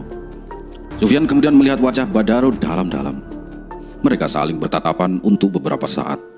Sampai pada suatu ketika, pupil mata Badarus menyempit menjadi sebuah garis runcing, lalu kembali normal sebagaimana manusia. Cintaku, ujar Sufyan gemetar. Siapa yang akan pergi sekarang? Tantang Badarus. Ya kami yang akan pergi, ujar sosok itu ketakutan. Cengkraman Badarus di leher Sufyan melunak. Tidak. Dari pertama saya sudah bilang, kami tidak akan mengganggu kalian. Kita tinggal sama-sama di sini. Tidak ada yang saling menyerang. Badarus melepaskan cengkramannya dan Sufyan kini tertunduk di hadapan Badarus. Izinkan kami tinggal di tanah leluhur kita ini. Masing-masing akan ada tempatnya, dan masing-masing tidak akan mengganggu satu sama lain, ujar Badarus lagi dengan nada bicara yang kembali rendah. Kaum kau lebih tinggi daripada kami akan pindah saja. Sufyan yang sedari tadi keras kini terdengar lemah. Ia kembali ke wujud manusia, berwajah pucatnya semula. Tidak. Kami hanya akan mengisi lereng kaki bukit ini, dari lereng hingga ke tengah. Rumah kalian sekarang silakan kalian pakai, dan yang di atas tetaplah di atas. Jelas si Badaro. Sejak saat itu manusia mulai mengisi kaki bukit. Sementara itu di dimensi lain, orang Bunian tetap tinggal di tanah leluhurnya, di lereng bukit dan berbatasan dengan bagian atas yang jauh lebih tidak tersentuh lagi. Nah, sejak itulah kita bisa tinggal di sini dan orang-orang itu tinggal di bukit belakang. Datuk Pagaralam menutup ceritanya. Tidak ada yang berbicara. Semua menyimak cerita yang begitu kolosal itu. Berarti kuat banget Badaro ya tuh? Tanya salah satu anak. Iyalah, sampai orang Bunian itu takut sama dia kan? Ujar Datuk Pagaralam. Sekarang di bukit belakang masih ada Sufyan sama orang-orang banyak tadi ya tuh? Tanya anak yang lain. Masih. Mereka ada di sana sampai sekarang. Tapi mereka tidak terlihat. Nah, ini yang susah. Kalau mau melihat atau datang ke sana. Tapi ya kalian mungkin tidak bisa pulang. Jelas si Datuk. Suaranya dibuat rendah hingga anak-anak ketakutan. Kayak gimana bentuk mereka tuh? Tanya anak-anak yang lain. Ya sama kayak kita. Tapi ada hal yang berbeda sedikit. Wajah mereka pucat tanpa ekspresi. Selain itu, mereka tidak punya garis cekung antara bibir dan hidung ini. Jawab Datuk sambil menunjuk bagian yang dimaksud. Guntara tersentak. Seketika ia teringat pria berwajah pucat yang ia lihat di kantor Jorong beberapa hari yang lalu. Pria itu berperawakan seperti yang digambarkan Datuk. Entah kebetulan atau tidak, Datuk saat itu melirik ke arah Guntara, lalu mengubah posisi jarinya yang semula menunduk cekungan di atas bibir menjadi tegak lurus di depan bibir. Gestur yang berarti Guntara disuruh diam. Pertanyaan demi pertanyaan terus terlontarkan dari anak-anak itu. Beberapa dari mereka sekarang takut untuk ke bukit belakang. Pertanyaan demi pertanyaan terus terlontarkan dari anak-anak itu. Beberapa dari mereka sekarang takut untuk ke bukit belakang. Sebagian lagi penasaran dengan orang Bunian dan kebenaran cerita Badaro. Namun, karena hari yang semakin larut dan bahasan khutbah yang sudah jauh melenceng, Datuk Pagaralam menyudahi ceritanya malam itu tanpa menjawab pertanyaan anak-anak surau yang segera berkata, "Ya." Saat Datuk mengucapkan salam penutup, anak-anak pun satu persatu bubar setelah bersalaman dengan Datuk dan guru mengaji mereka di sana. Guntara sengaja berbaris paling akhir untuk pulang. Sementara di depannya ada Abbas yang terus menempel bersama Mina. Abbas menyalami Datuk dan mengucapkan salam sambil berjalan ke pintu surau. Kini giliran Guntara yang akan salim. Namun setelah mencium tangan Datuk, ia tidak melepaskannya. Pertanyaan itu ingin terlontar, namun ia ragu karena ada guru mengajinya di sana. Tiba-tiba saja Datuk mengganggu. "Iya, nanti Datuk jelaskan. Sekarang pulang dulu." Padahal Guntara tidak mengatakan apapun. Jantung Guntara berdegup mendengar kalimat itu. Abbas yang masih berada di ambang pintu dan sedang mengenakan sendalnya menatap lagi ke dalam surau. Guntara masih di sana bergenggam tangan dengan Datuk dalam diam. Lalu sesaat kemudian Guntara berjalan ke arahnya dengan wajah kosong. "Kenapa?" tanya si Abbas. "Ah enggak," kata si Guntara. Di sisi Datuk Pagaralam, guru mengaji surau yang juga masih muda akhirnya ikut bertanya karena terbawa cerita Datuk tadi. "Beneran cerita tadi itu tuh?" tanyanya sambil terkekeh-kekeh. "Menurut antum bagaimana guru?" tanya Datuk balik. Gimana ya?" Guru mengaji itu awalnya tertawa. Namun ketika melihat keseriusan mata Datuk, ia mulai berpikir bahwa apa yang didengarnya dari tadi adalah sebuah kisah nyata. "Selama ini kalian yang tidak tahu, di sana itu loh." Datuk Pagaralam lalu menunjuk ke lokasi itu. Guru mengaji itu melihat ke arah yang ditunjuk Datuk Pagaralam. Senyumnya memudar dan sadar, dan seketika ia tersentak. "Hah?" ujarnya tidak percaya. "Itu." Datuk menunjuk ke sebuah pemakaman kuno atau pemakaman keramat itu. Kata Datuk, "Itulah kakek Badaro dan kakek Patiah," ujar Datuk Pagaralam. Kemudian Guntara pulang dengan pikiran yang berkecamuk. Ia ingin mengatakannya kepada ayah dan ibunya. Namun ia merasa bahwa hanya Datuk Pagaralam yang dapat menjelaskan apa yang sudah ia lihat. Guntara menyembunyikan semuanya sesampainya di rumah. Sementara itu Abbas dan Mina yang baru saja sampai dikejutkan dengan dua pasang sendal yang ada di depan pintu mereka.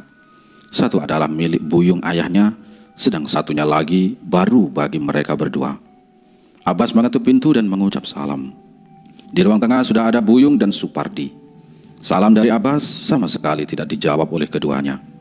Buyung segera menyuruh anaknya itu untuk duduk di tikar, sementara Mina diserahkan kepada Nenek Pampang. Supardi menatap Abbas dalam-dalam, melihat dari atas hingga bawah tubuh kurus Abbas, lalu memandang kembali ke arah Buyung. Hehehe, saya rasa pilihan saya tepat, ujarnya. Buyung berdecak kesal mendengarnya.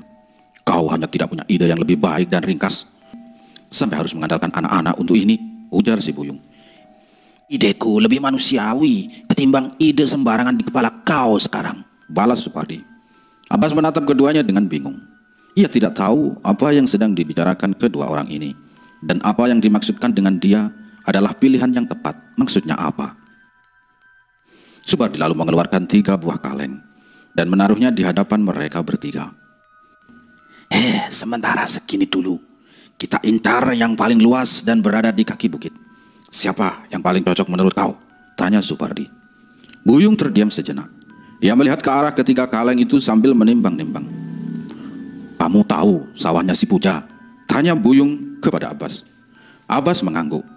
Itu adalah sawah tempat ia dan Guntara mencari Langkitang sebelumnya. Posisinya berada dekat dengan lereng bukit belakang. Buyung menengok kembali ke arah Supardi, lalu bertanya, di sana saja, kapan mau kau mulai rencana ini? Malam ini, ujar Supardi dengan singkat. Abbas masih belum mengerti. Ia melihat ke arah Nek Pampang yang menangis sambil menggelengkan kepalanya pelan ke arah Abbas. Keesokan paginya, warga dihebohkan dengan laporan mengenai kering dan matinya sawah di kaki bukit belakang.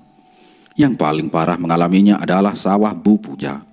Sawahnya mengering dan seluruh padi miliknya yang direncanakan akan dipanen 2 bulan lagi menjadi kuning dan mati. Hal ini baru pertama kali terjadi. Padahal kemarin saat ia melihat sawahnya saat sore hari, semua terlihat normal dan padi yang ia tanam tumbuh dengan baik. Tidak ada orang yang bisa menjelaskan apa yang dialami sawahnya Bu Puja. Namun muncul dugaan karena hal klinik yang dikirimkan orang yang tidak menyukainya. Namun ternyata Bu Puja bukanlah satu-satunya korban. 1 hari setelahnya, giliran sawah di sisi lain yang juga mengalami hal serupa. Padi di sawah itu mengering dan seperti bekas terbakar. Tidak ada yang bisa diselamatkan. Kegagalan panen terus menyebar dari satu sawah ke sawah lainnya setiap harinya. Namun kembali, orang-orang masih belum yakin atas apa yang terjadi. Apakah pengaruh kualitas bibit, pencemaran air, atau hal-hal klinik yang sudah terjadi? Apa ini yang sudah terjadi? Ada yang berulah di kampung kita, ujar salah satu warga. Beberapa warga yang belum terdampak dan mempercayai ini adalah efek klinik, mulai panik dan meminta bantuan dukun untuk memagari sawah-sawah mereka. Beragam rajah ditancapkan di sisi-sisi sawah. Tidak hanya itu, beberapa yang lain juga menaruh bermacam-macam sesajen dan persembahan untuk makhluk halus, agar sawahnya tidak mengalami bencana yang sama dengan sawah-sawah lainnya. Hal ini menjadi hal baru bagi desa Rangkiang ketika para penduduknya melakukan hal semacam ini. Bagindu Sati dan Datuk Pagaralam sudah berusaha untuk melarang masyarakat untuk melakukan kemusyrikan seperti itu. Namun hanya sebagian kecil warga yang tetap menurut.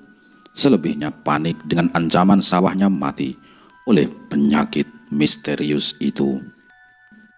Sepenglihatan saya, yang terjadi sekarang bukan hal yang alami, Sati, ujar Datuk Pagaralam yang saat itu bertamu di rumah Bagindu Sati. Saya pun merasakan hal yang sama tuh. Tapi kita tidak sembarang tuduh tanpa bukti, jawab Bagindu sambil menyesap kopinya. Guntara yang dari tadi berada di kamar, akhirnya keluar begitu mengetahui Datuk Pagaralam berada di teras rumahnya. Ia sudah menunggu penjelasan apa yang akan diberikan Datuk Pagaralam melanjutkan cerita di surau waktu itu. Guntara keluar dan langsung menyalami Datuk. Tatapannya jelas menagih sesuatu yang menggantung. Namun Guntara tidak bisa mengucapkannya secara langsung karena di hadapannya kini ada Bagindu Sati, ayahnya. Datuk membaca tatapan itu dan tersenyum. Ia mengangguk pelan dan memberi gestur nanti saja kepada Guntara. Dan hal itu membuat Guntara kembali harus bersabar atas semua pertanyaan di dalam pikirannya. Obrolan mengenai bencana pertanian yang terjadi di desa Rangkian terus berlanjut di antara kedua orang itu. Guntara tetap berada di sana dan menyimak diskusi antara dua orang bijaksana itu. Ada dua hal yang harus Bagindo dan Datuk hentikan, yaitu penyebaran kematian sawah dan menghentikan masyarakat dari berbuat syirik. Karena masyarakat semakin tenggelam pada kemusyrikan dan penyakit tumbuhan ini menyebar, Bagindo Sati mengusulkan untuk melakukan pemantauan terhadap sawah-sawah yang belum terdampak. Bagindo Sati akan mencoba mengumpulkan beberapa pria dewasa untuk menyisir sawah setiap malam dan melihat petunjuk penyebab hal ini bisa terjadi. Usulan ini diterima Datuk Pagar Alam yang segera membuatkan peta sederhana sebaran sawah di kaki bukit belakang. Di tengah obrolan mereka, Bagindo Sati izin ke dalam untuk buang air kecil sebentar. Momen yang tidak berapa lama ini dimanfaatkan Guntara untuk langsung menyasar pertanyaan kepada Datuk. "Tua, yang aku lihat itu, apa itu orang Bunian, Tua?" tanya si Guntara. Iya, itu orang Bunian. Termasuk yang kamu lihat di sebelah saya pagi itu juga orang Bunian. Jadi Datuk dari awal tahu bahwa itu orang Bunian, dan kenapa Datuk bisa bicara dengan dia? Guntara saat itu shock, namun dia hanya punya waktu sedikit sebelum ayahnya kembali. Harusnya bukan itu pertanyaannya. Tapi kenapa Guntara bisa melihat juga orang Bunian? Tanya Datuk Pagar Alam yang semakin membuat Guntara berdegup kencang. Di ruang jorong itu, tidak semua orang bisa melihat kehadiran dia. Bahkan awalnya, saya mengira tidak ada yang bisa melihat dia selain saya. Tapi begitu kamu bilang seperti itu kemarin, saya juga kaget kamu bisa melihatnya toh. Jelas Datuk panjang lebar. Apa mereka jahat tuh? Tanya Guntara. Sama seperti kita, manusia. Sama seperti kita manusia. Mereka ada yang baik dan ada yang jahat. Orang Bunian bukan satu-satunya yang tinggal di bukit ini. Mereka hanya mengisi bagian lereng bawah. Di atas mereka ada Cindaku. Dan di paling puncak ada Indua Ameh, pembawa bala bencana besar kalau sampai dia keluar. Jelas si Datuk. Lalu kenapa aku bisa lihat mereka tuh? Tanya Guntara. Ada sesuatu yang akan terjadi dan orang-orang itu mau kamu ini tahu. Apa yang akan terjadi tuh? Tanya Guntara. Belum sempat Datuk menjawab pertanyaan itu, Bagindo Sati kembali dari urusannya. Ia membawa seplastik biskuit kacang dan menaruhnya di meja. Nah, buat temen ngobrol tuh, tawar Bagindo Sati. Yo, makasih Sati. Tawar Datuk Pagar Alam seraya mengambil biskuit itu dan memakannya. Sejak itu Bagindo Sati tetap berada di sana hingga Datuk Pagar Alam pulang. Guntara sama sekali tidak mendapatkan kesempatan untuk bertanya. Begitu pula Datuk yang tidak punya waktu lagi untuk berbicara empat mata dengan Guntara. Saya pulang dulu ya, nanti malam kita bertemu lagi. Pamit Datuk sambil berdiri dari duduknya. Guntara juga bangkit menyalami Datuk. Ia mencium tangan Datuk. Namun ketika ia melepaskannya, suatu benda sudah ada di genggaman Guntara. Guntara awalnya mengira itu adalah uang. Namun ternyata itu adalah sehelai kertas usang yang terdapat tulisan-tulisan yang tidak bisa terbaca. Guntara menggenggam dan menyembunyikan kertas itu dengan memasukkannya ke dalam saku tanpa tahu apa kegunaan kertas itu. Malam itu, jumlah warga yang memantau sawah sebanyak 10 orang, termasuk diantaranya Bagindo Sati dan Datuk Pagar Alam. Mereka menyisir ke sisi selatan bukit dengan membawa obor dan penerangan seadanya.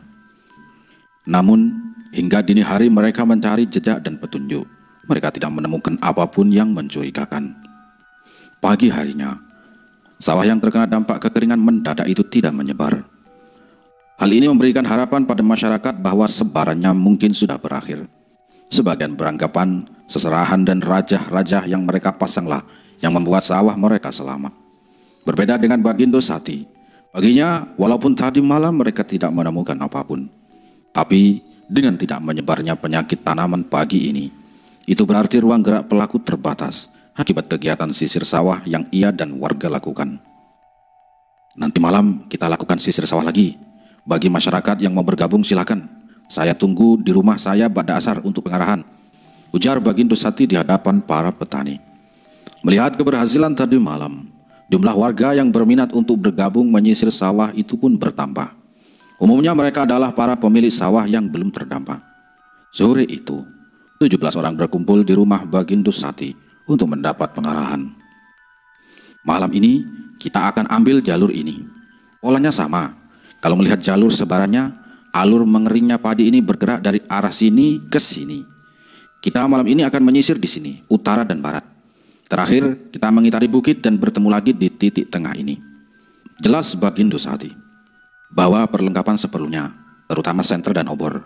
Kita berkumpul lagi setelah Isya di rumahnya Datuk Pagaralam untuk pembagian kelompok wilayah sisiran. Tutup Bagindo Sati yang dibalas anggukan oleh warga yang hadir. Tepat pada waktu yang ditentukan, 17 warga tadi berkumpul di rumah Datuk Pagaralam. Mereka dibagi menjadi 2 kelompok dengan masing-masing berjumlah 9 orang. Penyisiran dimulai jam 8 malam dan baru selesai saat menjelang subuh. Sama seperti kemarin, hasilnya nihil. Tidak ada petunjuk apapun. Namun setidaknya mereka berharap pagi ini penyebaran kekeringan itu terhenti sama seperti kemarin. Tapi apa yang mereka dapati saat pagi hari justru di luar dugaan. Meskipun tadi malam orang-orang menyusuri sawah tidak menemukan apapun, nyatanya pagi harinya sawah di sisi lain dari lokasi mereka jelajahi tadi malam justru yang terkena kekeringan. Polanya kali ini berubah dan tidak seperti sebelum-sebelumnya. Beberapa warga yang tadi malam ikut pada akhirnya semakin yakin bencana ini merupakan gangguan klinik terhadap sawah-sawah mereka, bukan ulah manusia seperti yang diperkirakan Bagindo Sati dan Datuk Pagaralam. Nah, apa malah ke arah sini? Padahal sebelumnya polanya tidak begini, gumam Bagindo Sati di lokasi baru yang terdampak pagi ini. Apa yang harus kami lakukan, Bagindo Sati? Kami tidak punya penghasilan kalau sawah kami mati seperti ini, adu salah satu petani yang terdampak. Bagindo Sati belum bisa menjawab apapun. Ia hanya bisa meminta warga bersabar dan berikhtiar dengan memberikan pupuk atau semacamnya, dengan harapan dapat mengurangi peluang rusaknya padi-padi mereka. Warga yang semakin khawatir akhirnya sebagian memilih untuk melapor kepada Supardi selaku ketua jorong mereka. Harapan mereka, Supardi dapat memberikan bantuan dari pemerintah daerah untuk menangani masalah besar ini. Bagaimanapun, Supardi adalah corong aspirasi resmi mereka kepada pemerintahan di atasnya. Pardi, mungkin ada obat atau apapun yang bisa menghentikan ini. Mintalah bantuan pada bupati, keluh para warga yang segera diiyakan oleh warga lainnya. Baik. Saya akan coba minta bantuan Pemda. Kalian tenang. Ujarnya memberi janji kepada masyarakat. Wajahnya terlihat begitu panik dan nampak prihatin pada kondisi warganya. Ibu-ibu, bapak-bapak, harap bersabar. Kita cari jalan keluarnya sama-sama, agar ibu dan bapak tetap bisa punya penghasilan dari sawah ini. Atau setidaknya bantuan tunai dari pemerintah daerah, karena ini bencana massal. Ujarnya sambil menggenggam tangan warganya. Kepeduliannya itu membuat warga sedikit tenang dan berangsur membubarkan diri dari kantor jorong.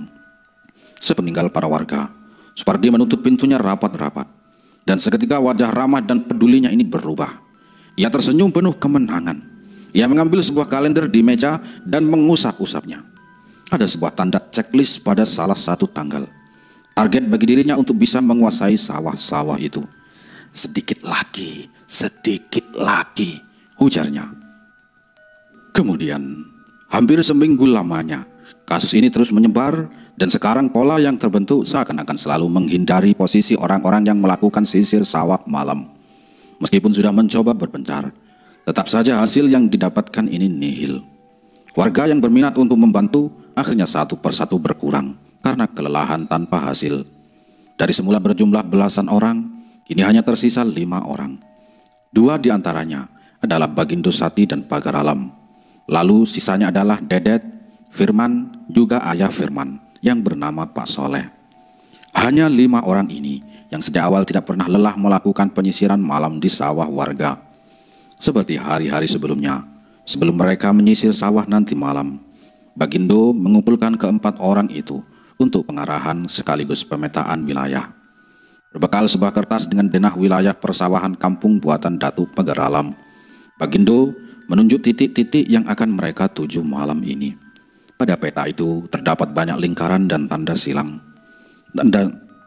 Tanda silang menunjukkan lokasi yang sudah terdampak, sedangkan tanda lingkaran adalah lokasi yang masih terkena penyakit tanaman aneh ini. Nanti malam, karena kita hanya ada berlima, Saya dengan Datuk Pagar Alam akan ke sisi barat. Ada satu sawah yang cukup luas, belum terkena di sini. Dedet, Firman sama Pak Soleh, malam ini ke sisi selatan ya. Di sini ada bagian sawah yang sudah kena kekeringan di sekelilingnya. Tapi hanya bagian dia saja yang masih bertahan. Jelas ini bukti bahwa ini perbuatan disengaja, bukan karena air atau hewan ya. Jelas Bagindo dengan yakin. Bagindo memang orang yang berpikiran jauh. Selama ini pergerakannya terkesan sia-sia. Namun di sisi lain, sebenarnya ia menyiapkan rencana untuk setidaknya membuat warga sadar bahwa ini ulah manusia dan penanganannya adalah pengawasan, bukan dengan hal klenik. Apa kita curiga pelakunya si pemilik sawah yang masih belum terkena itu? Tanya si Dedet. Bagindo Sati menggeleng. Kita tidak bisa menuduh orang begitu saja tanpa bukti. Setidaknya jika kita bisa mempertahankan sisi sawah ini tidak terdampak, kita bisa meyakinkan warga bahwa ini ada kemungkinan disengaja oleh manusia. Jawab Bagindo. Apa tidak sebaiknya saya dan Dedet dipisah, Pak Bagindo? Kami ini masih muda, penglihatan dan pendengaran kami masih baik. Kalau malam ini salah satu kelompok dapat petunjuk, setidaknya saya atau Dedet bisa segera melakukan tindakan. Jawab si Firman. Bagindo nampak berpikir sesaat, dan ia menyetujui pendapat Firman itu benar. Sepertinya lebih baik begitu. Kita ubah kelompok ya. Saya akan bersama Firman, Dedet bersama Pak Soleh, juga Datuk Pagar Alam. Bagaimana? Setuju? Boleh Bagindo, saya ikut saja. Jawab Pak Soleh. Baiklah, malam ini pada Isya kita mulai seperti biasa. Ujar Bagindo menutup pertemuan singkat itu. Kelima orang itu pun bubar ke rumah masing-masing, kecuali dua orang. Mereka adalah seorang ayah dan anak yang tinggal serumah. Namun tujuan mereka bukanlah rumah kediaman keduanya. Mereka berbelok pada sebuah saung yang berada di tepian kolam tambak ikan. Di sanalah sudah menunggu seorang pria bersorot mata sinis yang tengah merokok sambil bersandar pada salah satu tiang saung. Kedua orang itu menyapa pria itu dan berbicara sambil menunduk. Dari wajah keduanya benar-benar terlihat ketakutan yang amat sangat. Jadi, kemana kalian nanti malam diarahkan Sati? Tanya pria itu. Oh, saya ke sisi barat dengan Bagindo Sati dan bapak saya ke sisi selatan, ujarnya. Oke. Saya akan minta dia malam ini habiskan di sisi timur. Pastikan tidak ada yang ke arah sana ya. Waktu semakin tipis dan hari ini akan ada banyak petak yang harus dihabisi, ujar pria yang merokok itu. Baik, ujar kedua pria itu hampir berbarengan. Suara keduanya terdengar bergetar dan pandangannya kosong ke tanah. Tidak perlu takut seperti itu. Saya jamin hutang kalian lunas dan bahkan kalian dapat bagian setelah semua orang menjual tanah mereka pada kami. Terus lakukan ini. Saya perlu informasi dari kalian berdua. Firman, Pak Soleh, ujar pria itu. Iya Buyung, terima kasih atas keringanan hutangnya. Jawab Firman dan Pak Soleh menunduk seperti memberi penghormatan. Tepat ba'da Isya, kelima orang itu berkumpul dan segera berpencar ke lokasi sasaran. Bagindo Sati dengan Firman dan Datuk Pagar Alam bersama Dedet serta Pak Soleh. Cuaca malam ini sebenarnya kurang bersahabat. Awan tebal menutupi cahaya bulan dan angin yang cukup kencang berhembus di kaki bukit. Namun tidak ada yang bisa menghentikan langkah kelima orang ini demi mendapatkan informasi malam ini. Rombongan Datuk Pagar Alam mulai menyisir sisi selatan. Melihat dalam kegelapan gerak-gerik mencurigakan di antara petak sawah yang gelap. Dedet membawa senter di tangannya, sedangkan Pak Soleh membawa obor bergagang bambu. Paling depan adalah Datuk, dengan sebuah senter di tangan kiri dan tongkat kayu di tangan kanannya. Senter yang ia bawa sesekali mengarah ke depan, dan sesekali mengarah ke bawah kakinya, memastikan jalan di depan padat dan datar. Di sisi lain, Bagindo Sati dan Firman berjalan beriringan ke sisi barat, dengan sebuah senter di kepala Bagindo Sati, dan sebuah senter juga di tangan yang dijinjing si Firman. Keduanya berjalan cepat sampai tiba di tengah-tengah petak sawah. Bagindo Sati berdiri diam dan memandang seluruh bagian pematang sawah. Kenapa Pak Bagindo? Tanya Firman yang ikut berhenti melihat Bagindo Sati berhenti dan diam secara tiba-tiba. Di sisi lain, Bagindo Sati bertanya kepada dua orang yang membersamainya. Menurut kalian berdua, kenapa kita tidak pernah bertemu apapun ya? Tapi sawah warga terus-menerus kena. Tanya Datuk Pagar Alam memulai obrolan di tengah keheningan kala itu. Entahlah tuh, Mungkin ini memang bukan ulah orang sepertinya, jawab Pak Soleh sambil menapaki satu demi satu pematang sawah. Bisa jadi. Atau justru kita tidak menemukan apapun karena yang kita lawan adalah sesama orang yang sudah tahu kemana kita akan bergerak, ujar Datuk Pagar Alam. Dedet terdiam sedangkan Pak Soleh refleks menelik. Kalau bukan karena gelap, seharusnya Dedet dan Datuk Pagar Alam bisa melihat kepanikan di wajah pria tua itu. Kemudian Firman masih bingung dengan pertanyaan Bagindo Sati. Bagindo lihat sesuatu yang mencurigakan, tanya Firman masih dari posisinya berdiri. Ia mencoba mengedarkan pandangannya ke arah pandangan Bagindo Sati sekarang. Ubah arah, kita ke utara, ujar Bagindo Sati singkat. Kenapa Bagindo? Tanya Firman kebingungan. Namun pertanyaan itu tidak dijawab oleh Bagindo Sati yang langsung berbelok ke arah utara dengan bergegas. Firman tersentak. Perasaannya mengatakan bahwa rombongan Datuk juga melakukan hal yang sama. Kalau ia dan Bagindo berubah ke utara, berarti rombongan Datuk akan berbelok ke arah timur. Kemudian di sisi lain, Dedet pun memulai obrolan. Ada orang sejahat itu ya tuh? Tanya Dedet sambil menyenteri jalan di hadapannya. Ya bisa, kalau dengan matinya padi-padi ini membuat orang itu diuntungkan, ujar si Datuk. Ia kemudian berhenti pada salah satu pematang sawah. Pandangannya jauh mengedar ke sekeliling kawasan itu. Sesuai dugaannya, di hadapannya tidak ada apapun. Kenapa tuh? Ada sesuatu yang terlihat? Tanya Pak Soleh di belakang. Belum. Sekarang kita ganti arah. Kita periksa ke sisi timur, ujar Datuk Pagar Alam yang seketika mengejutkan Pak Soleh. Tapi kita rencananya akan ke selatan kan tuh? Kenapa berubah? Dengan panik Pak Soleh mencoba mencegah arah mereka ke posisi terlarang itu. Tidak masalah, kita buat arah kita tidak terbaca oleh mereka, ujar Datuk sambil mempercepat langkahnya. Dedet mengikuti langkah cepat Datuk dari belakang. Sementara Pak Soleh berjalan paling belakang dengan pikiran yang sudah kemana-mana. Ia mencoba berpikir bagaimana cara melarang dan mencegah Datuk juga Dedet ke sana. Namun ia tidak memiliki satupun ide yang tidak mencurigakan. Pak Soleh akhirnya hanya bisa melakukan satu hal, memberitahu kedatangan mereka ke arah timur dengan terus-menerus batuk. Kalau sampai ada orang, bisa-bisa dia sadar kedatangan kita, ujar Dedet menegur Pak Soleh. Oh iyo, maaf, tenggorokan Bapak sakit, ujar Pak Soleh. Namun meskipun demikian, Pak Soleh ini tetap batuk-batuk sepanjang perjalanan. Ketika sudah di sawah pada posisi timur bukit, dari kejauhan, nampak seseorang berbadan kecil yang sedang menggendong sesuatu dan sebuah selang yang terhubung pada benda di punggungnya. Datuk Pagar Alam mematikan senter dan menyuruh Dedet juga Pak Soleh untuk merunduk. Setelah mematikan senter dan meredam bara obor yang dipegang Pak Soleh ke genangan air dan sawah, dengan kode tangan ia menunjuk ke arah sosok kecil itu sebagai target mereka. Dedet mulai mengendap bersiap untuk menangkap sosok itu. Ia tidak bisa melihat wajahnya karena posisi orang ini memunggungi arah pandangannya. Namun tiba-tiba saja Pak Soleh terbatuk dengan suara yang sangat keras. Sosok itu menyadarinya dan langsung melepaskan beban di punggungnya dan berlari menjauh. Dedet dengan bergegas langsung melompat dan berlari mengejar sosok itu. "Woi, tunggu kamu asu!" Ki Dedet sambil dengan cepat mencoba mengejar sosok yang juga berlari dengan sangat gesit itu. Sementara Dedet pergi, Datuk Pagar Alam dan Pak Soleh keluar dari persembunyiannya. Mereka hendak mengejar sosok kecil itu. Namun tenaga mereka tidak sekuat Dedet yang masih muda itu. Mereka hanya berjalan cepat dan berhenti di lokasi sosok tadi melepaskan bawaannya. Datuk mengangkat benda itu, sebuah jerigen plastik berisi cairan yang dibuat seperti tas dan sebuah selang penyemprot tenaga pompa manual di sampingnya. Datuk meraba bagian ujung semprotan yang masih basah itu hingga ujung jarinya basah. Cairan itu memberi sensasi panas dan aroma yang sangat kuat. Selama Datuk memeriksa cairan itu, Pak Soleh di belakangnya nampak begitu cemas. Ia melihat ke sana kemari, memperhatikan apa ada orang lain selain mereka di lokasi tersebut. Pandangannya terhenti saat sebuah pergerakan terlihat dari arah semak-semak. "Apa ini menurutmu, Soleh?" tanya Datuk sambil menjulurkan jari-jarinya ke belakang yang sudah basah oleh cairan itu tanpa menoleh.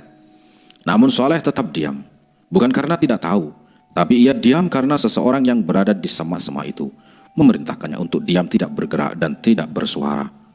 Sosok itu perlahan keluar dari semak, lalu mengambil alih bilah bambu obor yang dipegang Pak Soleh. "Soleh!" Panggil Datuk karena pertanyaannya tidak dijawab. Beliau menengok ke belakang dan mendapati Pak Soleh berdiri diam dan di sebelahnya ada seseorang yang tidak bisa beliau kenali karena gelapnya malam. Namun belum sempat beliau bertanya atau mengatakan apapun, tiba-tiba bak. Sebuah pukulan kayu menghantam keras di kepalanya Datuk dan seketika membuatnya roboh. Dari hidung dan telinganya mengeluarkan darah berwarna merah kehitaman. Datuk Pagar Alam kemudian menggelepar. Nafasnya terdengar begitu keras dengan suara cairan yang seakan memenuhi hidung dan tenggorokannya. Tubuh Datuk lalu menegang dan tatapannya berubah semakin kosong. Pak Soleh melihat itu dengan tatapan nanar. Pikirannya tahu ia sudah membuat sebuah kesalahan besar dan tidak termaafkan. Tangannya bergetar melihat apa yang ada di hadapannya sekarang. Datuk Pagar Alam, orang yang ia hormati, meregang nyawa di hadapannya sekarang. Pria yang memukul Datuk lalu berbalik menatap Pak Soleh. Tatapan tajam yang sama dengan yang tadi ia temui di gubuk. Lihat, akibat dari kesalahan yang kau perbuat, Soleh. Apa yang saya katakan tadi sore? Ujar Buyung dengan menonjok dada Soleh. Pak Soleh tidak bisa berkata apapun. Badannya kaku, bahkan sekedar untuk berkedip sangat sulit untuknya. Datuk Matiung, Datuk Pagar Alam, ujarnya terbata-bata. Si Buyung melihat ke arah Datuk yang sudah tidak lagi bergerak dan tidak terdengar suara nafasnya. Dengan ujung bilah bambu tua yang ia gunakan untuk memukul Datuk tadi. Buyung mendorong-dorong kepala Datuk, mengecek tanda-tanda kehidupan pada tubuh renta itu. Sepertinya ya, Pagar Alam sudah mati. Tapi tidak boleh ada yang tahu hal ini. Cepat kubur Pagar Alam di sisi dalam hutan bukit sebelum Dedet kembali, perintah si Buyung. Tidak ada yang bisa Pak Soleh lakukan selain menuruti perintah itu. Ia dan Buyung lalu mengangkat tubuh Datuk Pagar Alam ke arah hutan di kaki bukit, menggali tanah dengan tangan dan bilah bambu. Tubuh itu lalu dimakamkan begitu saja dan ditimbun dengan tanah serta dedaunan kering. Astagfirullah, astagfirullah, ampuni ya Allah, ampuni hamba, astagfirullah, bisi Pak Soleh sambil terus melakukan penguburan itu. Di tempat yang berbeda, Dedet masih mengejar sosok kecil itu yang berbelok ke arah bukit. Jalur yang semula landai dan berada di antara persawahan mulai berubah menjadi tanah keras menanjak. Namun stamina keduanya belum terkuras. Nafas Dedet memburu untuk bisa menangkap sosok itu yang terus melewati celah-celah sempit yang tidak bisa Dedet lalui dengan mudah. Hingga pada suatu pohon besar di tengah hutan, sosok ini berbelok tajam ke arah belakang pohon. Kesempatan ini dimanfaatkan Dedet untuk memotong jalan dengan berlari langsung tanpa mengitari pohon. Dedet melompat menerjang sosok ini. Ujung baju hitamnya berhasil Dedet cengkram dan menjatuhkannya ke tanah. Belum selesai, Dedet langsung memegangi leher orang itu dan menduduki tubuhnya dengan ancang-ancang. Kepalan tangan sudah diarahkan kepada orang yang kini sudah terjerembab ini. Hoi, siapa kamu? Apa yang kamu lakukan di sawah? Sosok ini menjelangkan lengannya tepat di depan wajahnya untuk menutupi identitasnya. Namun, tubuhnya yang kecil bukan apa-apa bagi Dedet.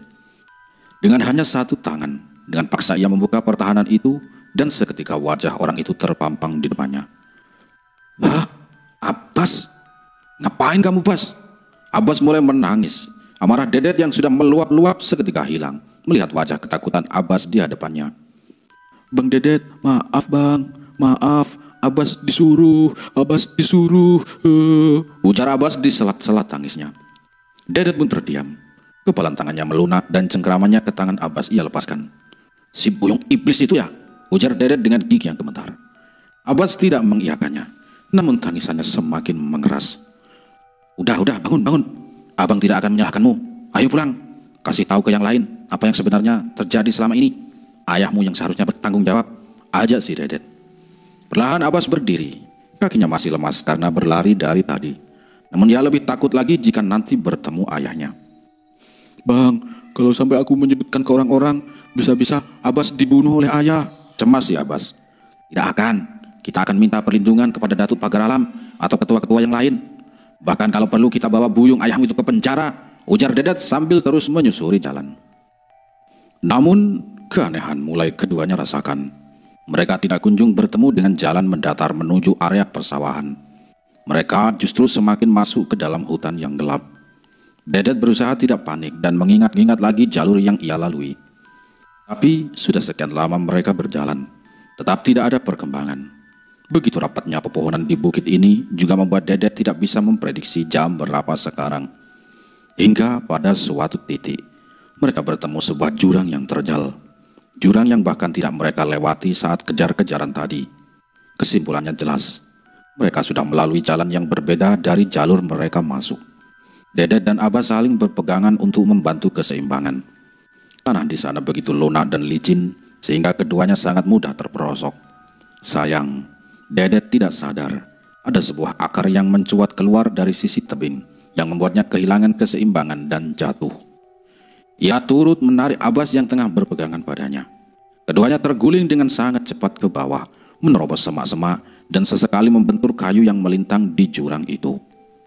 Keduanya baru terhenti saat mereka tiba di sebuah permukaan tanah landai. Namun keduanya belum bisa membuka mata. Seluruh badan mereka terasa sakit dan perih, sampai tiba-tiba Dedet merasakan silau di matanya. Dedet perlahan membuka matanya. Ia kini tengah terlentang menatap langit yang sangat cerah. Matahari nampak begitu terang dengan langit kekuningan tanpa ada satupun awan. Kini ia berada di ladang jagung yang cukup rapat. Di sisinya, Abbas juga tengah berbaring namun belum bisa membuka matanya. Bas, bangun Bas, panggil si Dedet. Abbas membuka matanya seperti orang yang terbangun dari mimpi buruk. Ia langsung terduduk dan melihat ke sekeliling. Di mana kita sekarang, Bang? Tanya si Abbas. Abang juga nggak tahu, Bas. Baru kali ini melihat yang seperti ini di bukit, ujar si Dedet. Saat mereka masih mengumpulkan kesadaran mereka, tiba-tiba saja dari arah samping, pohon-pohon jagung itu bergerak-gerak seperti ada yang berjalan ke arah mereka. Dedet yang sadar langsung memasang kuda-kuda, bersiap jika yang datang adalah hewan buas. Namun, tepat saat sesuatu itu sampai ke lokasi di mana Dedet dan Abbas berada, tiba-tiba saja sesuatu itu berbelok. Dari sela-sela ruang antara jagung-jagung di sana, Dedet bisa melihat bahwa itu adalah manusia. "Woi, tunggu!" panggil Dedet sambil menggendong Abbas. Dan kejar-kejaran kembali terjadi. Namun kali ini yang Dedet kejar adalah orang asing yang sama sekali belum pernah ia temui. Orang ini berambut panjang dan kulitnya coklat kekuningan, mengenakan baju putih dan bertelanjang kaki. "Woi, tunggu!" panggil Dedet sambil mencari jalur di antara tingginya jagung di sana. Sosok itu bergerak begitu cepat, namun baju putihnya membantu Dedet untuk melihat posisi sosok itu dengan mudah di antara gelapnya ladang jagung.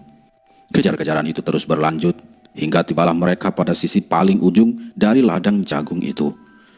Tanah di sana mulai berubah menjadi lumpur dan sering membuat kaki Dedet tersangkut. Namun sekuat tenaga ia berusaha untuk tetap berlari. Sayang, sosok itu terlalu cepat. Dedet kehabisan tenaganya dan hanya bisa melihat punggung sosok itu yang berlari menjauh ke arah sebuah perkampungan. Dedet terengah-engah. Ia mengatur tempo nafasnya sambil mengecek Abbas di punggungnya. "Kamu aman, Bas?" tanya Dedet. "Aman, Bang," jawab si Abbas. Dedet terengah-engah sambil tertumpu pada lututnya. Ia melihat ke arah depan. Sebuah perkampungan terlihat pada jarak beberapa ratus meter dari hadapan mereka. Setidaknya mereka sudah keluar dari hutan. Meskipun Dedet tidak begitu mengenali sisi kampung mana yang penampilannya seperti itu. Terlebih lagi sepertinya mereka pingsan karena kondisi langit bukan seperti subuh, melainkan seperti senja menjelang malam. Ketika akan mulai berjalan lagi, Abbas menyeletuk. "Bang, coba lihat jejak itu, Bang. Itu jejak orang yang kita kejar tadi kan?" tunjuk si Abbas. Dedet memperhatikan jejak-jejak di hadapannya. Jejak-jejak yang ditinggalkan orang tadi saat menginjak tanah lumpur yang membuat cetakan kakinya tertinggal. Dan seketika Dedet sadar ada sesuatu yang aneh. Jejak-jejaknya menghadap ke arah mereka, bukan menjauh seperti yang seharusnya. Saat itu juga Abbas teringat dengan cerita Datuk Pagar Alam di surau Pematang malam itu. "Orang Bunian," ujar Abbas tidak percaya. Di sisi lain, Bagindo Sati dan Firman yang tidak menemukan petunjuk apapun akhirnya berkumpul kembali ke rumah Datuk Pagar Alam. Biasanya di lokasi ini mereka evaluasi temuan dan sekaligus beristirahat. Namun saat itu tidak ada satupun anggota kelompok Datuk yang sudah kembali. Selain itu rumah Datuk yang tidak dikunci juga kosong. "Kemana orang-orang ya?" tanya Bagindo Sati. "Entah Pak, mungkin sudah pulang duluan. Kita juga agak lebih lama dari biasanya," ujar si Firman. "Oh iya, mungkin seperti itu. Baiklah, kita pulang dulu. Saya harus antar anak saya juga pagi ini ke sekolah. Salam untuk bapakmu di rumah ya, terima kasih," ujar Pak Bagindo Sati. "Baik Pak, akan saya sampaikan," ujar Firman. Keduanya lalu membubarkan diri di kediaman Datuk. Dengan langkah cemas, Firman berjalan menuju rumahnya. Ia sangat khawatir kelompok Datuk juga mengubah arah penyisirannya, sebagaimana dirinya dan Bagindo Sati lakukan malam ini. Ia harus menanyakannya kepada bapaknya apa yang terjadi. "Assalamualaikum, Pak. Panggil Firman di rumahnya sendiri. Hening, tidak ada suara apapun dari dalam. Firman dan Pak Soleh tinggal berdua di rumah itu. Ibu Firman sudah lama meninggal, dan ia pun tidak memiliki saudara kandung. Firman mencoba membuka pintu. Pintunya tidak terkunci. Namun, saat Firman mendorong pintu itu untuk membukanya, pintu itu terasa begitu berat, seperti ada yang mengganjal di balik pintu. Firman mendorongnya terus sampai terbuka celah yang bisa ia lewati untuk masuk ke dalam dan melihat apa yang mengganjal di balik pintunya. Namun, ketika ia masuk, ia langsung berteriak histeris saat melihat sesuatu yang mengganjal itu adalah tubuh Pak Soleh yang menggantung. Leher Pak Soleh terjerat tali yang diikatkan ke ventilasi di atas pintu. Tubuhnya sudah menegang, lidahnya menjulur, dan bola matanya memutih seluruhnya. "Bapak!" bagi Firman memecah ketenangan desa Rangkiang pagi itu.